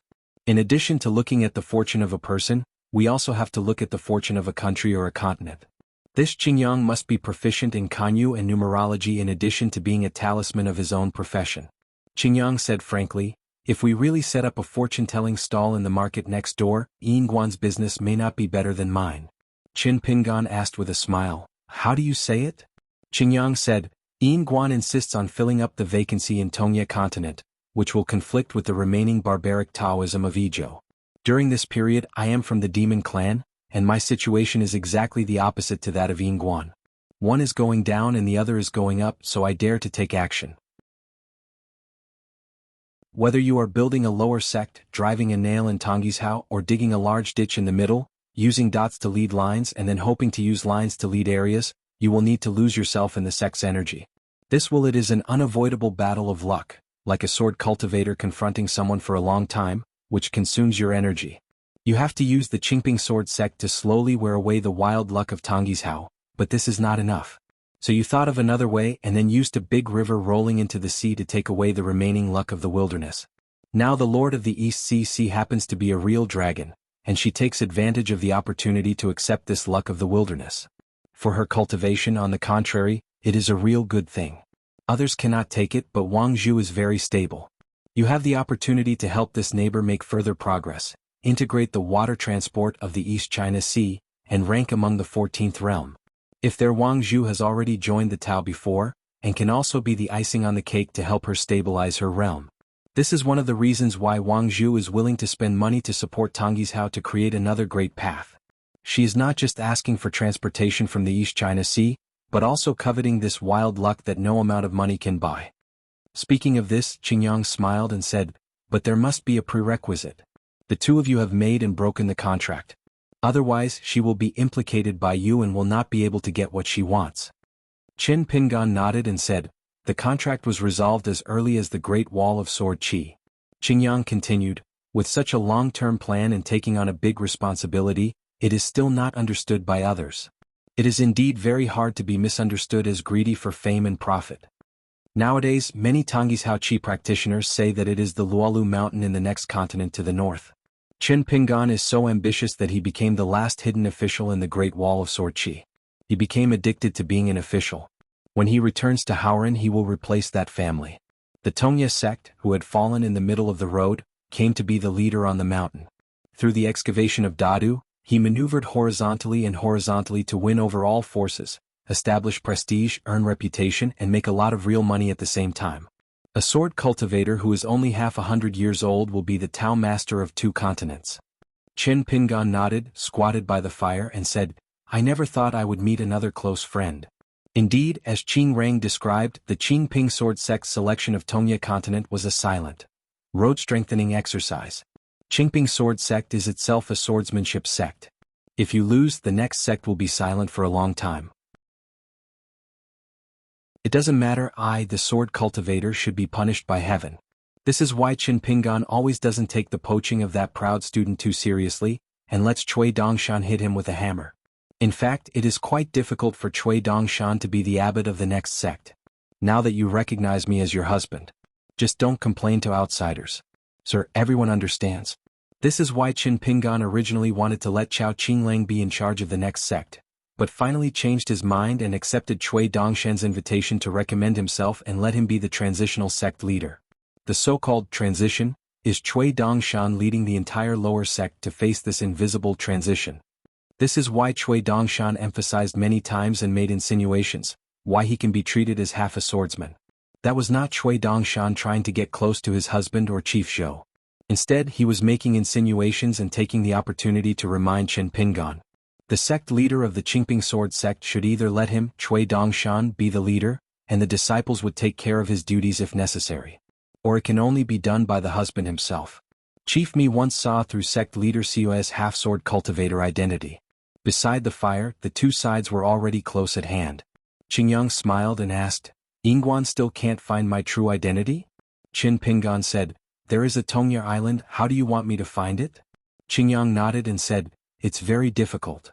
Qin Pingan stretched out his hand to warm himself by the fire and said, "Tell me something so that you can show off to your friends in the future." Qingyang said, "I am all ears." Qin Pingan smiled and said, "I paid a large price to find out your true identity. The green soil is waiting for the next chapter." Qin Pingan rubbed his hands. "For this reason I made a deal with the master of Bixiao Cave, the old master of Donghai Taoist Temple. Of course you are also a big addition. If you can find this place the old master had helped. You can imagine how difficult it is to travel freely on land, search mountains and rivers across a continent, and overcome your own destiny. You can imagine how difficult it is. There is no way I can't continue to let you do whatever you want here." Tong Yezhou, who is the real host. Zhou Mi once went to the Demon Town Tower and met Qing Tong. This barbarian Wanhai would never cause trouble or do anything that might lead to bad relations with the master of Bixiao Cave. Zhou Mi will not do any unnecessary things. In the same way the old blind man was in charge of the wild Shirwanda mountain, but Zhou Mi never went there even once, so there was no need to talk. On this matter, Savage World and Sword Chi Great Wall have the same mentality. Just like Qin Qing and Ning Yao went to the old blind man and got an unbiased answer, that's it. Zhou Mi did not have the slightest expectation that the old blind man would choose to stand on the side of the wilderness and go to the vast world to kill everyone, or have a battle with the most proud Bai Yi in the world, just like the generals before the battle in the romance novels, catching the right pair. Such a beautiful thing is something you don't even have to think about. In addition to this, of course the most important reason is the two old 14ers, who have been together for thousands of years. Whether they are the old blind man who has not used the name Zhishir for thousands of years, or the self-proclaimed Kaizhou Taoist. The master of Luobayat and Bixiao Cave, they are all good at fighting. Otherwise, with Zhou Zhou's appetite, it's not like he has never eaten monks from the 14th realm. First there was Xiao Xing's vicious plan, then there was Qingli waiting for an opportunity in Tongyi's Hao, and there was also a sneaky 14th realm who secretly stabbed the killer many times. Really annoying and heart-wrenching. Qingyang remained silent. Cardamom and Xianzhao were in even more complicated moods. Qin Pingan smiled and said, "That's not all. Earlier when Yu Xian was in Lolu Mountain, I asked the old master to see the broken talisman of fellow Taoist." King Tuo's face became darker and darker. Qin Pingan said, "Your true body should probably have lingering fears at this moment." Qingli raised his head and frowned. "Did you do it on purpose to mess with my Taoist mind?" Qin Pingan smiled and said, "Right, the founder of Yufu Palace, fellow Taoist Master Yen?" Note, Chapter 860 The Real Sword Holder. Jianxiu Daka felt heavy, and Xinzhao felt that this was really possible. It would make sense if Qingyang was the puppet of the number one man in the wild talisman, trying one of the methods of combining Tao. Qingyang curled his lips and made up his mind not to believe this nonsense. Qin Pingan smiled and said, "I have always felt that I have conquered the world with my hands and I am very proud of it. I never thought that I would have such an origin, and I would actually be related to the old Feixing with the Taoist name Yunshin. After all, it is very different from Qin Yingwen's ordinary background. Fellow Taoist Qingyang is in a very complicated mood right now, isn't he?" Qingyang threw away the bone with no trace of the muntjac meat left. "You really shouldn't have taken the initiative to provoke Yingguan so early. The implication is that you have to wait until your realm is a little higher, at least among the upper 5 realms, before you can challenge Qin Pingan, who is a wealthy man in this city." Qin Pingan stretched out his hand across the bonfire, twisting his fingers as if picking up something. When he retracted his hand, a flame appeared on his fingertips. Qingyang's whole body exploded. It stands to reason that the self-destruction of a Jindan Earth Immortal would be extremely loud. Not to mention this cold temple that had been abandoned for many years, the entire mountain would be affected by the turbulent qi and be destroyed in one day. But the cracking of the green soil only expanded outward by a very small amount, just like hitting a wall, like a mighty tide rising and then receding. Qin Pingan waved his sleeves and gently scattered the ashes of the talismans. With a flick of his finger, The flame instantly penetrated into xianxia's eyebrows. In the small world of her human body, a fire instantly set ablaze, burning everything, even like thousands of fiery snakes, some climbing the winding mountains or floating in the sky. Xuanhuan once said that at the beginning of mountain climbing he wanted to learn every technique. When we reached the top of the mountain, it seemed that all the techniques were useless. This is probably the route of Hadao. We have to find a road that has never been traveled before. Qin Pingan smiled and said, "Fellow Taoist Qingyang, the one who commits thieves for 1,000 days and the one who guards against thieves for 1,000 days, let's see who can outlast the other. If you have the ability, just hide for dozens or even hundreds of years." Do Cao didn't even look at the miserable situation of Xianzhao beside him, and just asked, "Qing Rang is not actually the clone of Yu Fu Palace speaker, right?" Qin Pingan raised his hand, put the hollow fairy algae into his sleeve and said, "Those who are strong will not die, and those who are eager to win will meet their enemies. Fellow Taoist, how do you want to die?" Daka did not answer this question but asked, "Isn't it a pity to burn it all? There are many secret techniques in the Guanghan City Ancestral Hall." Qin Pingan said, "The tide has ebbed and flowed many times, but you just don't remember it. This is called making the best use of everything." Cardamom sneered, "Things?" Qin Pingan said calmly, "Otherwise we are still human? You are not worthy." Qin Pingan gently clasped his hands together. It's like a dozen cardamoms in different situations merge into one. They all have one thing in common: her flying sword has been stripped away. Qin Pingan said to himself, "I have a flying sword. I have had it for a long time, but I still can't understand its secret. If there is a mountain for the prince in the Taoist Qi mansion, it turns out that it happens to be missing an auxiliary flying sword, so it can't open the mountain. The Tao is so mysterious that it cannot be described." In an instant, Do Cao came to a secret landscape and found himself standing on a white jade arch bridge. There were countless corpses hanging with swords on the mountain road. Xiao Xing had been waiting here for a long time. She wiped the tears from the corners of her eyes and looked excited. She reached out to grab Daka's arm and burst into tears. "I finally waited for you." Yu Shiwu leaned against the railing of the stone bridge and said with a smile, "There is no need to introduce your identity. There is still a long time and we will become familiar with each other. The years here are so boring that even people with Yu Shiwu's temperament would rush over to take a look at the new and living people." Qin Pingan, who was sitting cross-legged, leaned against the bookcase, took out his sword gourd, glanced at the two people opposite the bonfire and asked, "Do you know what your names are?" How could the woman dare to talk to her? The white-faced burly man replied in a trembling voice, "You are a man and a woman." Qin Pingan was speechless for a moment. The man asked, "How does Master Xian plan to send the little one away?" Qin Pingan asked, "What's the matter with you? You are just a bad person who is accustomed to the world. It makes people think that you are not responsible for dozens of lives, but you are so cruel. You have been a wild cultivator in Xianxia for decades and you are like this. Have you never killed anyone in your life?" Although the man was confused, he still whispered, "I've been bleeding since I was a child. I don't dare to kill anyone unless I have to." Naturally, he had killed people before. The rivers and lakes were deep and the mountains were murky. He had encountered dangerous situations where his life was hanging by a thread on several occasions. As for why this immortal master said that he had never killed anyone, God knows. Qin Pingan raised his chin towards the woman and said to the man, "Although you are just a couple, she is not bad to you. Treat her well. If you can find a place to live a stable life in the future, don't wade into muddy waters." That woman was actually a female ghost. She was indeed unruly during her lifetime. She stole from men and died in a pig cage. So it's hard to say who suffered the loss when the man seemed to have taken possession of her body. The man was confused. How could she get better? Qin Pingan took a sip of wine, picked up the last piece of muntjac meat and said with a smile, "Since you are timid, you don't have to go up the mountain to seek immortality. Of course, a man can only peck at the rice." Qin Pingan chewed the muntjac meat and asked, "Have you never heard of the name Qin Pingan?" The man and the woman looked at each other, but don't accidentally give a wrong answer. If it offends the immortal master, they will be killed, right? I heard that the immortal master on the mountain is similar to that officialdom and he likes to talk very much. What? Yes, he is called Ji Feng.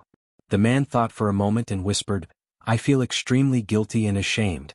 I have never heard of such a great man." The woman was probably relying on her female self-consciousness and was no longer so nervous. She couldn't help but cover her mouth and smile. "Oh my, even a reckless man can speak politely." Chen Pingan asked with a smile. You don't usually read the Xianxia newspaper? The man replied honestly, I won't spend that wasted money. The woman quickly hit the man with her elbow. Are you stupid? You are so honest to reply? Chen Pingan drank wine and ate meat. I still need to read some books. The woman smoothed things over and said, reporting to the immortal master, this slave has only been studying for a few days. Chen Pingan said, if you have read it, it means you have not read it. This is a waste of money. The woman looked embarrassed. The man tried his best to hold back his laughter. Chen Pingan was thinking about something. In the past, the lotus flower-blessed land was divided into four, forming four white-painted paintings of mountains and rivers. Therefore, Chen Pingan wanted to overlap the blessed land and restore the souls of all the creatures in the Ohua-blessed land to their whole bodies. Although the old temple owner made some sarcastic remarks, he still agreed to the deal that Chen Pingan had been considering for a long time. Anyway, I made a profit, but the one who lost was Chen Pingan, a philanthropic boy who likes to meddle in other people's affairs. Because he came here in his true form, Chen Pingan was not in a hurry to return to Fiyola Dojo. Turning around and looking outside the hall. The joys and sorrows of life meet each other on the same road. Away from the world of mortals, what is the meaning of cultivating Taoism and killing bandits in the mountains? To practice Taoism, study and kill thieves, you need to use the knife from the throat. Chen Pingan was in a daze, put away his thoughts, carried his book box, stood up and said with a smile, I ate your muntjac meat for nothing, thank you. Let's say goodbye. The man and the woman hurriedly stood up, gathered their hands together and said a few auspicious words. One person said that one conversation with you is worth 10 years of reading. The scholar holding a bamboo stick walked into the night and came out of the mountain alone.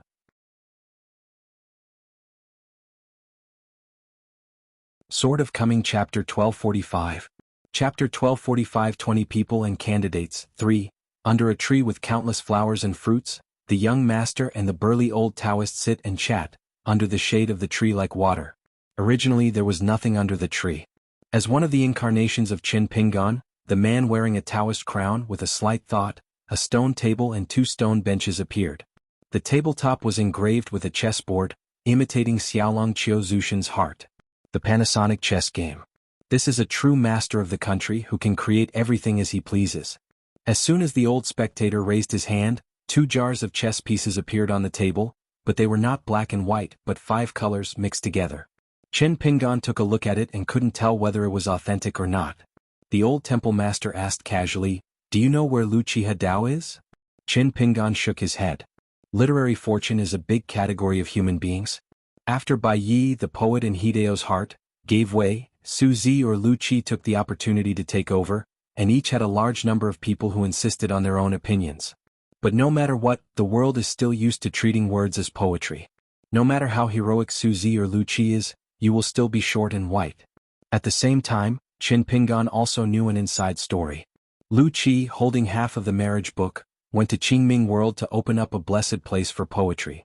It seems to be the path of harmony, but Bai has already been on it, unwilling to rely on others, but in fact he is looking for the remaining half, trying to find another way to reach the top 14.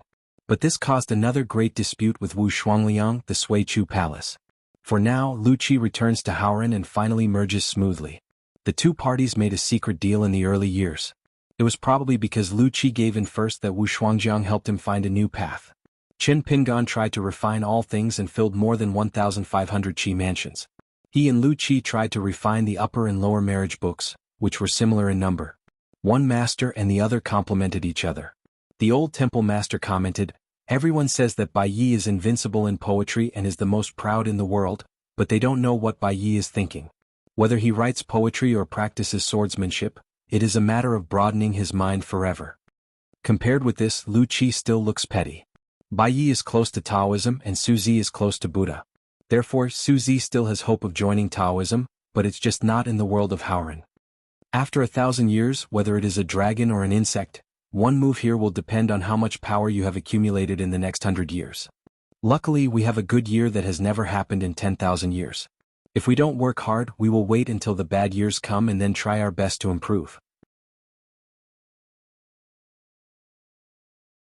If you encounter a 14th realm swordsman like Xiego or Xiaomo whose killing power is not strong enough, you might be able to forcibly cut through the many restrictions and escape intact. The reason why Wu Shuangjiang imitated the four immortal swords was naturally because the master of the palace of Sui Chu and the worshipper of the god of death in the military and martial temple felt that his killing power was not enough. Wu Shuangjiang was clearly prepared for his trip to Haoran.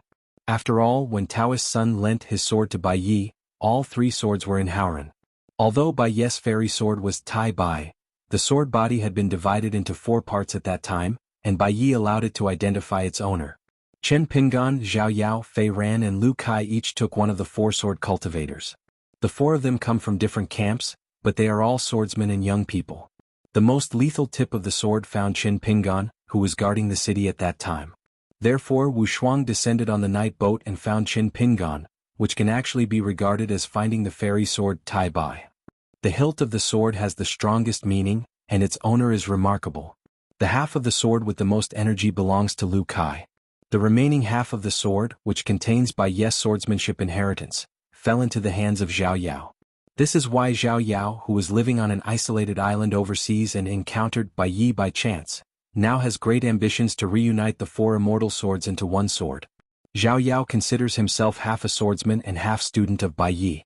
The old temple leader picked up a chess piece and said, "Qingyang is going to be suspicious. Fellow Taoist Yunshin from Yufu Palace is going to scold me for having such a causal line that can be cut off and confused." Of course, Qingyang is not the incarnation of a master of speech. In fact, Qingyang and Chen Pingan do have similar backgrounds. They don't have any extraordinary predecessors or special and miraculous origins. As for how such a person can achieve his current level of attainments and talismans, this is probably called the inexhaustible path of heaven and earth.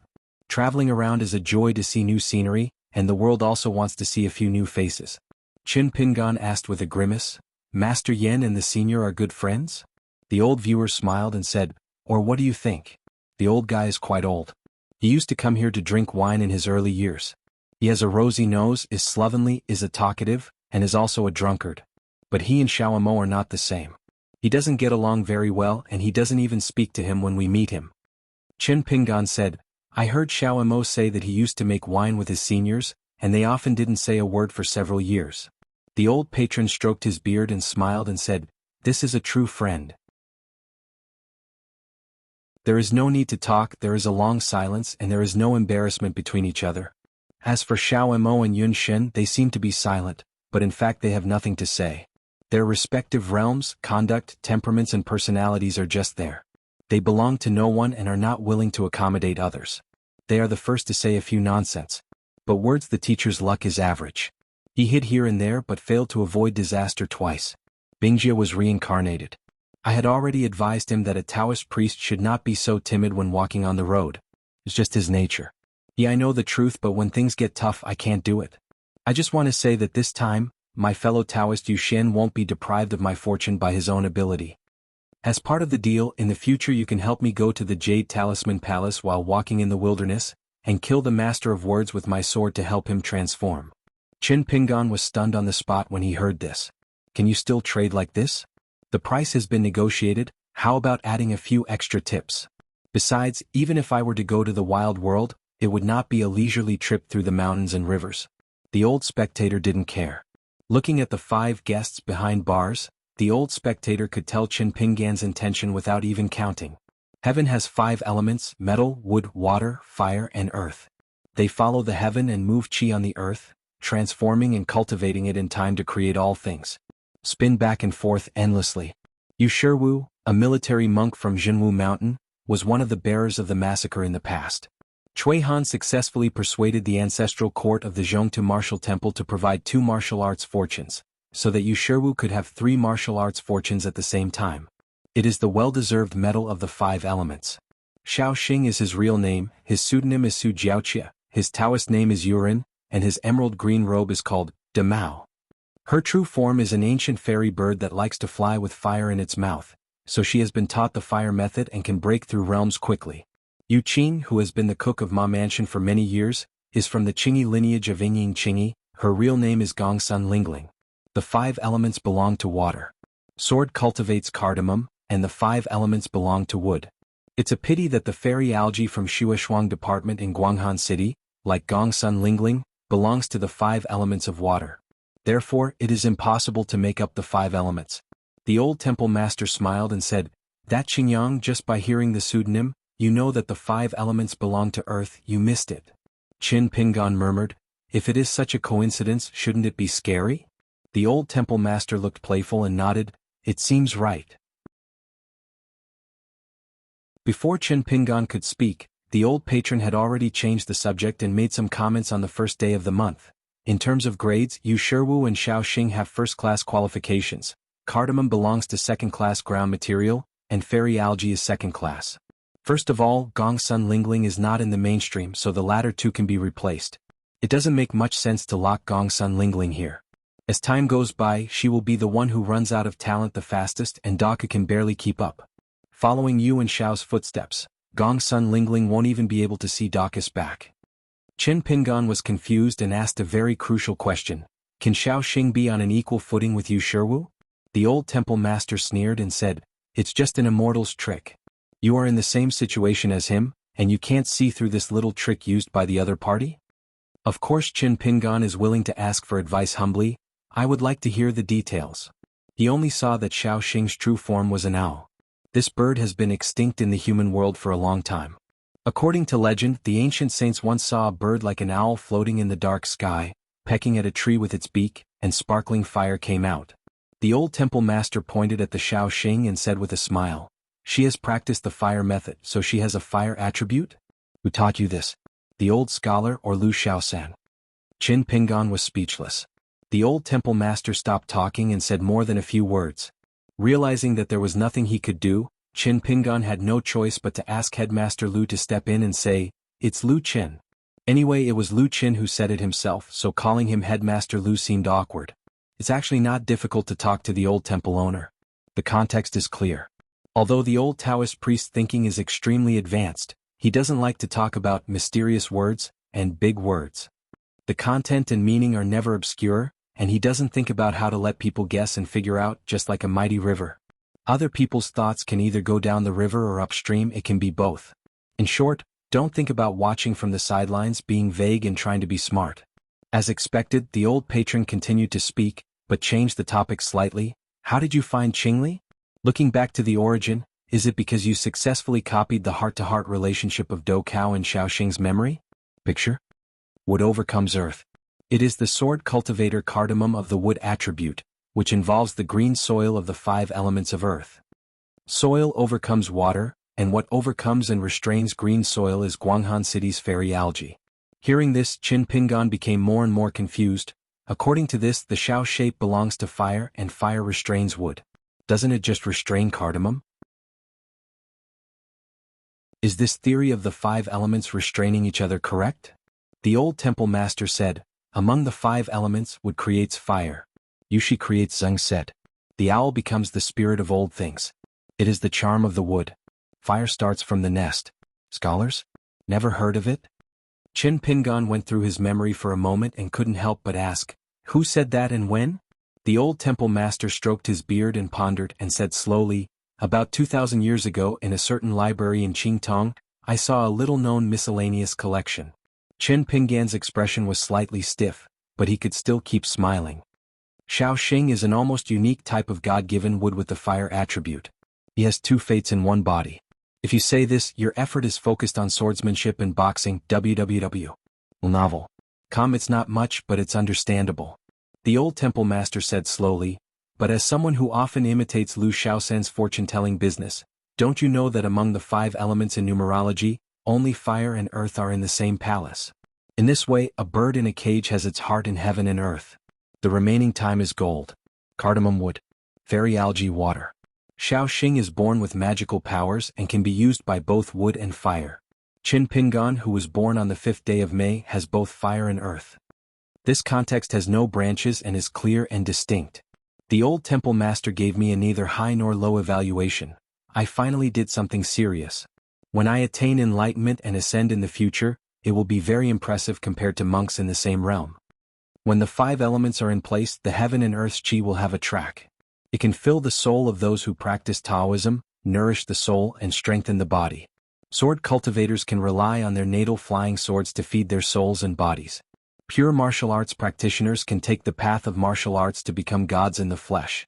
Coupled with the increasing number of great refining objects, There are more than 1,500 gates of Qi Mansion, each with its own treasure. It's hard to say what Qin Pinggan's achievements will be in the future, and how strong his conduct will be, but I can only say that it's worth looking forward to. Don't think that Zhou Zi talks about the 5 elements and has the power to spread it, but deep down you are repelled by it. Who are you trying to scare by hanging corpses with swords in the mountains? Zhou Zi's heart is higher than the sky, and he never deliberately targets anyone. He is the person who wants to be the balance of the world. You let go of Gu Can in Mud Bottle Lane, but you don't let yourself go. You didn't let Ma Kuxuan of Xinghua Lane go, you just let yourself go.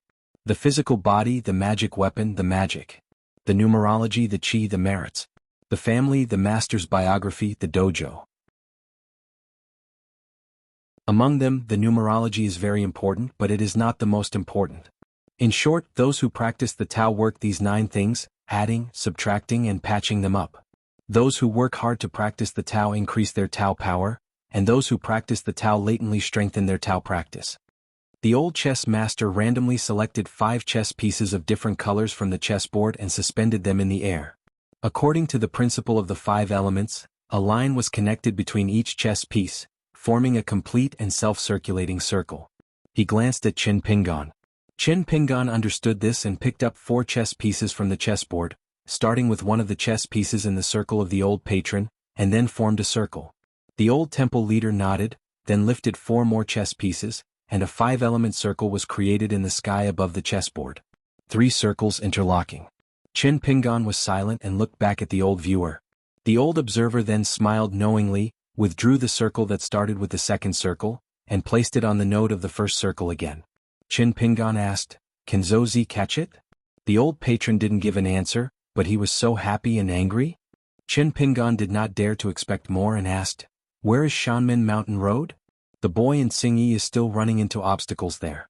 The old temple master smiled and said, "Why, Brother Qin wants to stand up for that little river snake? It's just a nascent soul realm, and it's not worthy of being seen by the master of Bixiao Cave, who is a master of Taoism. If he ascended, he would probably be in the dojo under the bright moon at this moment." Qin Pinggan said tentatively, "The younger generation unintentionally offended the seniors. How about a small punishment but a big warning?" To be honest, until now, Shanzhu Qin doesn't know what his family worshipper said or did, which makes the old temple master so difficult to let go. The old temple master asked back, "I teach you some secrets of cultivation and you want to teach me how to do things?" Qin Pinggan felt powerless, mainly because Qin Lingjun met the master of Bixiao Cave, which made him, the master of the mountain, feel guilty no matter what he thought. The old temple master stood up and said, "The immortal realm is okay. When one day you attain enlightenment and ascend, you will be considered a behemoth in the human world. Every time you go out, it will inevitably cause waves. A wild cultivator like Feng Shuatao has nothing to do with the cause and effect of the mortal world. The fire dragon, there is a secret method for the powerful ascension of the real person in the past. You can play in the human world as much as possible without getting involved in cause and effect. I am afraid that if you don't rely on both ends, half a bucket of water sloshes and splashes in the human world, it may be a long-term battle. Drought, rain, or a flood caused by natural or man-made disasters. The 1,000-year-old king and the 80,000-year-old turtle. The former talks about land gods in a general sense, and the latter talks about the Ascension realm and the 14th realm. If a monk in the Ascension realm wants to live a long life, he must have a turtle shell. It would be better to have an alternative dojo. The old viewer suddenly said, "I know that sissy kiln worker.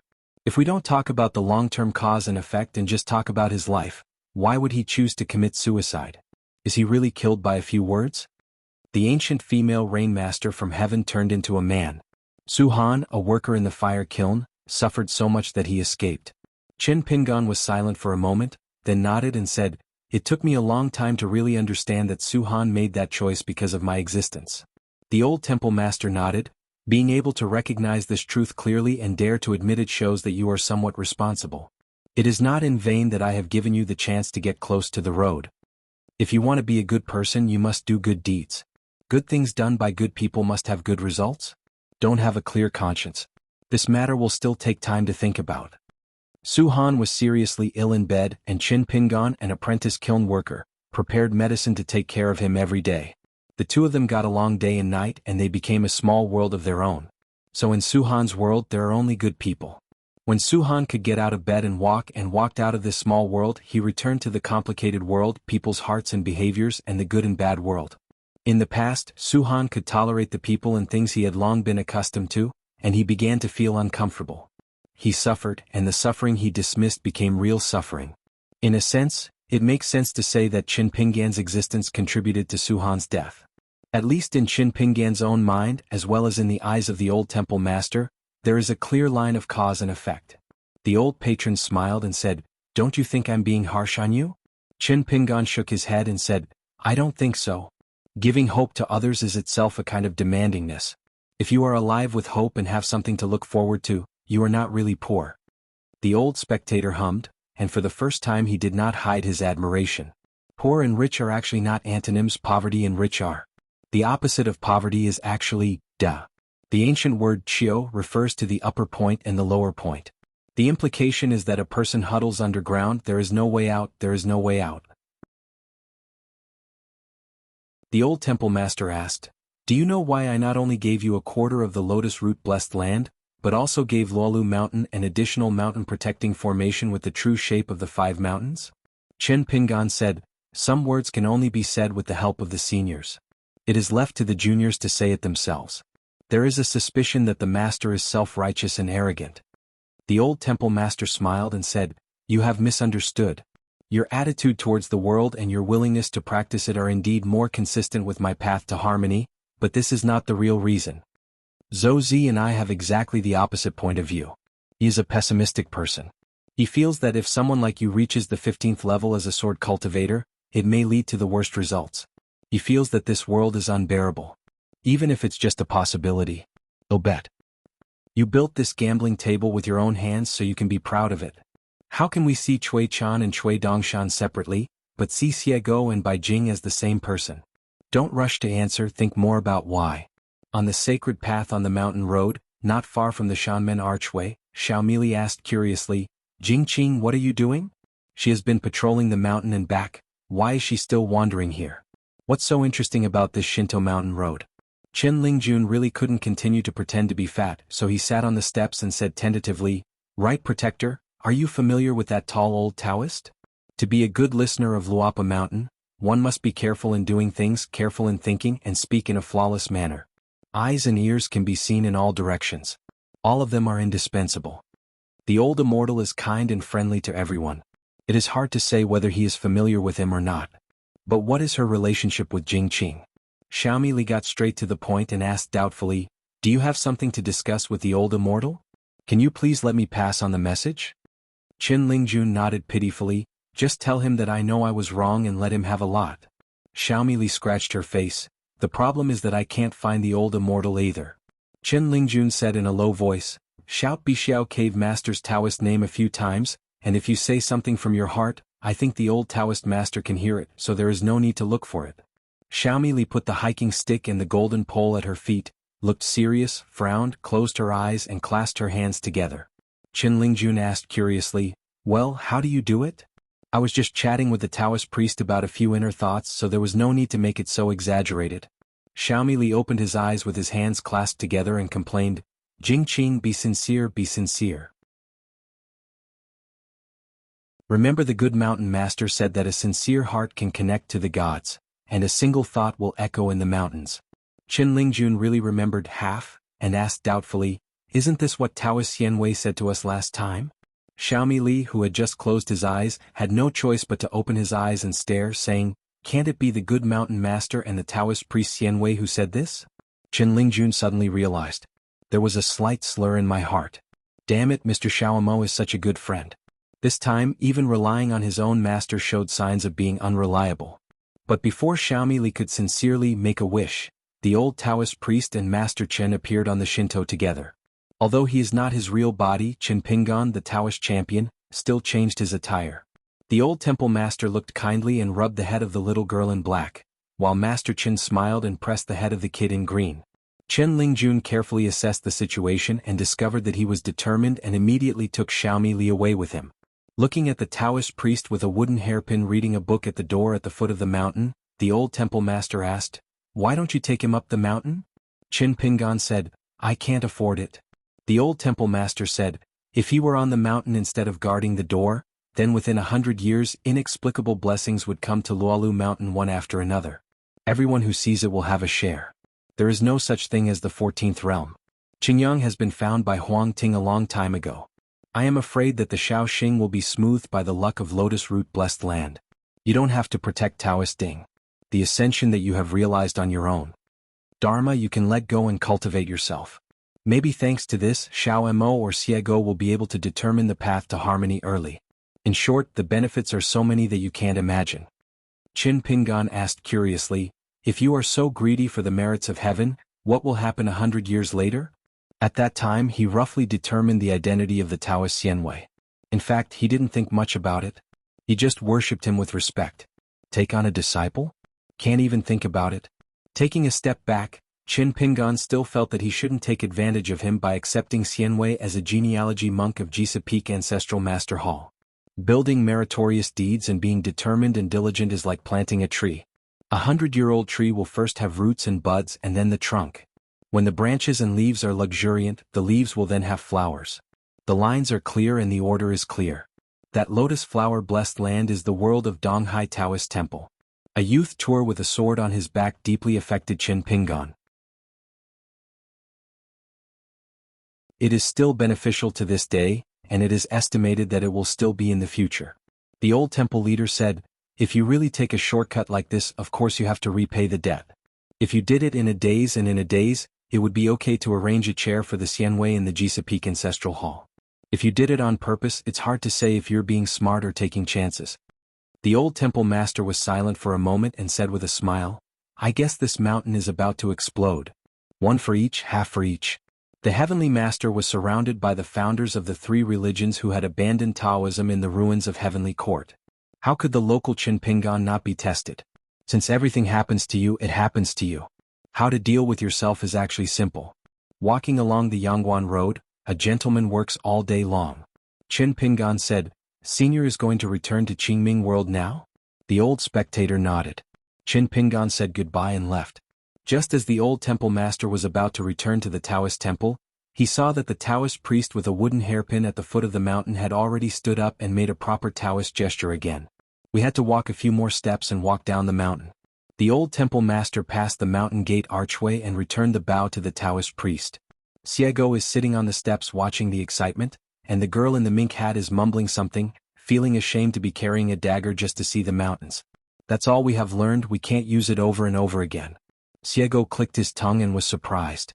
On the Taoist side, they didn't see how sincerely the Kaizhou Taoist paid respect. You just couldn't beat him. As for why the master of Bixiao Cave is on the side of Taoist Muhan, there is actually an inside story. Xiaoma said it himself. On the ancient road there is a winding line. No matter the wind blows or the sun shines or the rain or snow blows, the Taoist priests are like dragons in the wild. The old Taoist master at the door thought for a moment. Instead of going to the trouble of Taoist Qin, he laughed heartily and took the initiative to report his Taoist name to the dojo. This was the first time he had met someone in thousands of years and introduced his identity to Luobayat in Bixiao Cave. The Lord claimed to be the master and took the initiative to say goodbye to the Taoist priest Xianwei Ji. The Xianwei was confused and had no choice but to follow Jisho and return the courtesy. When the weird old Taoist who was slightly stooped, probably because he was too tall, disappeared out of thin air, Xianwei rubbed his sore neck, shook the sleeves of his Taoist robe and read too many serious books. You're tuning into this Sword Dance in the Vast Sky YouTube channel. Don't forget to subscribe and join us on this journey to catch the most captivating stories.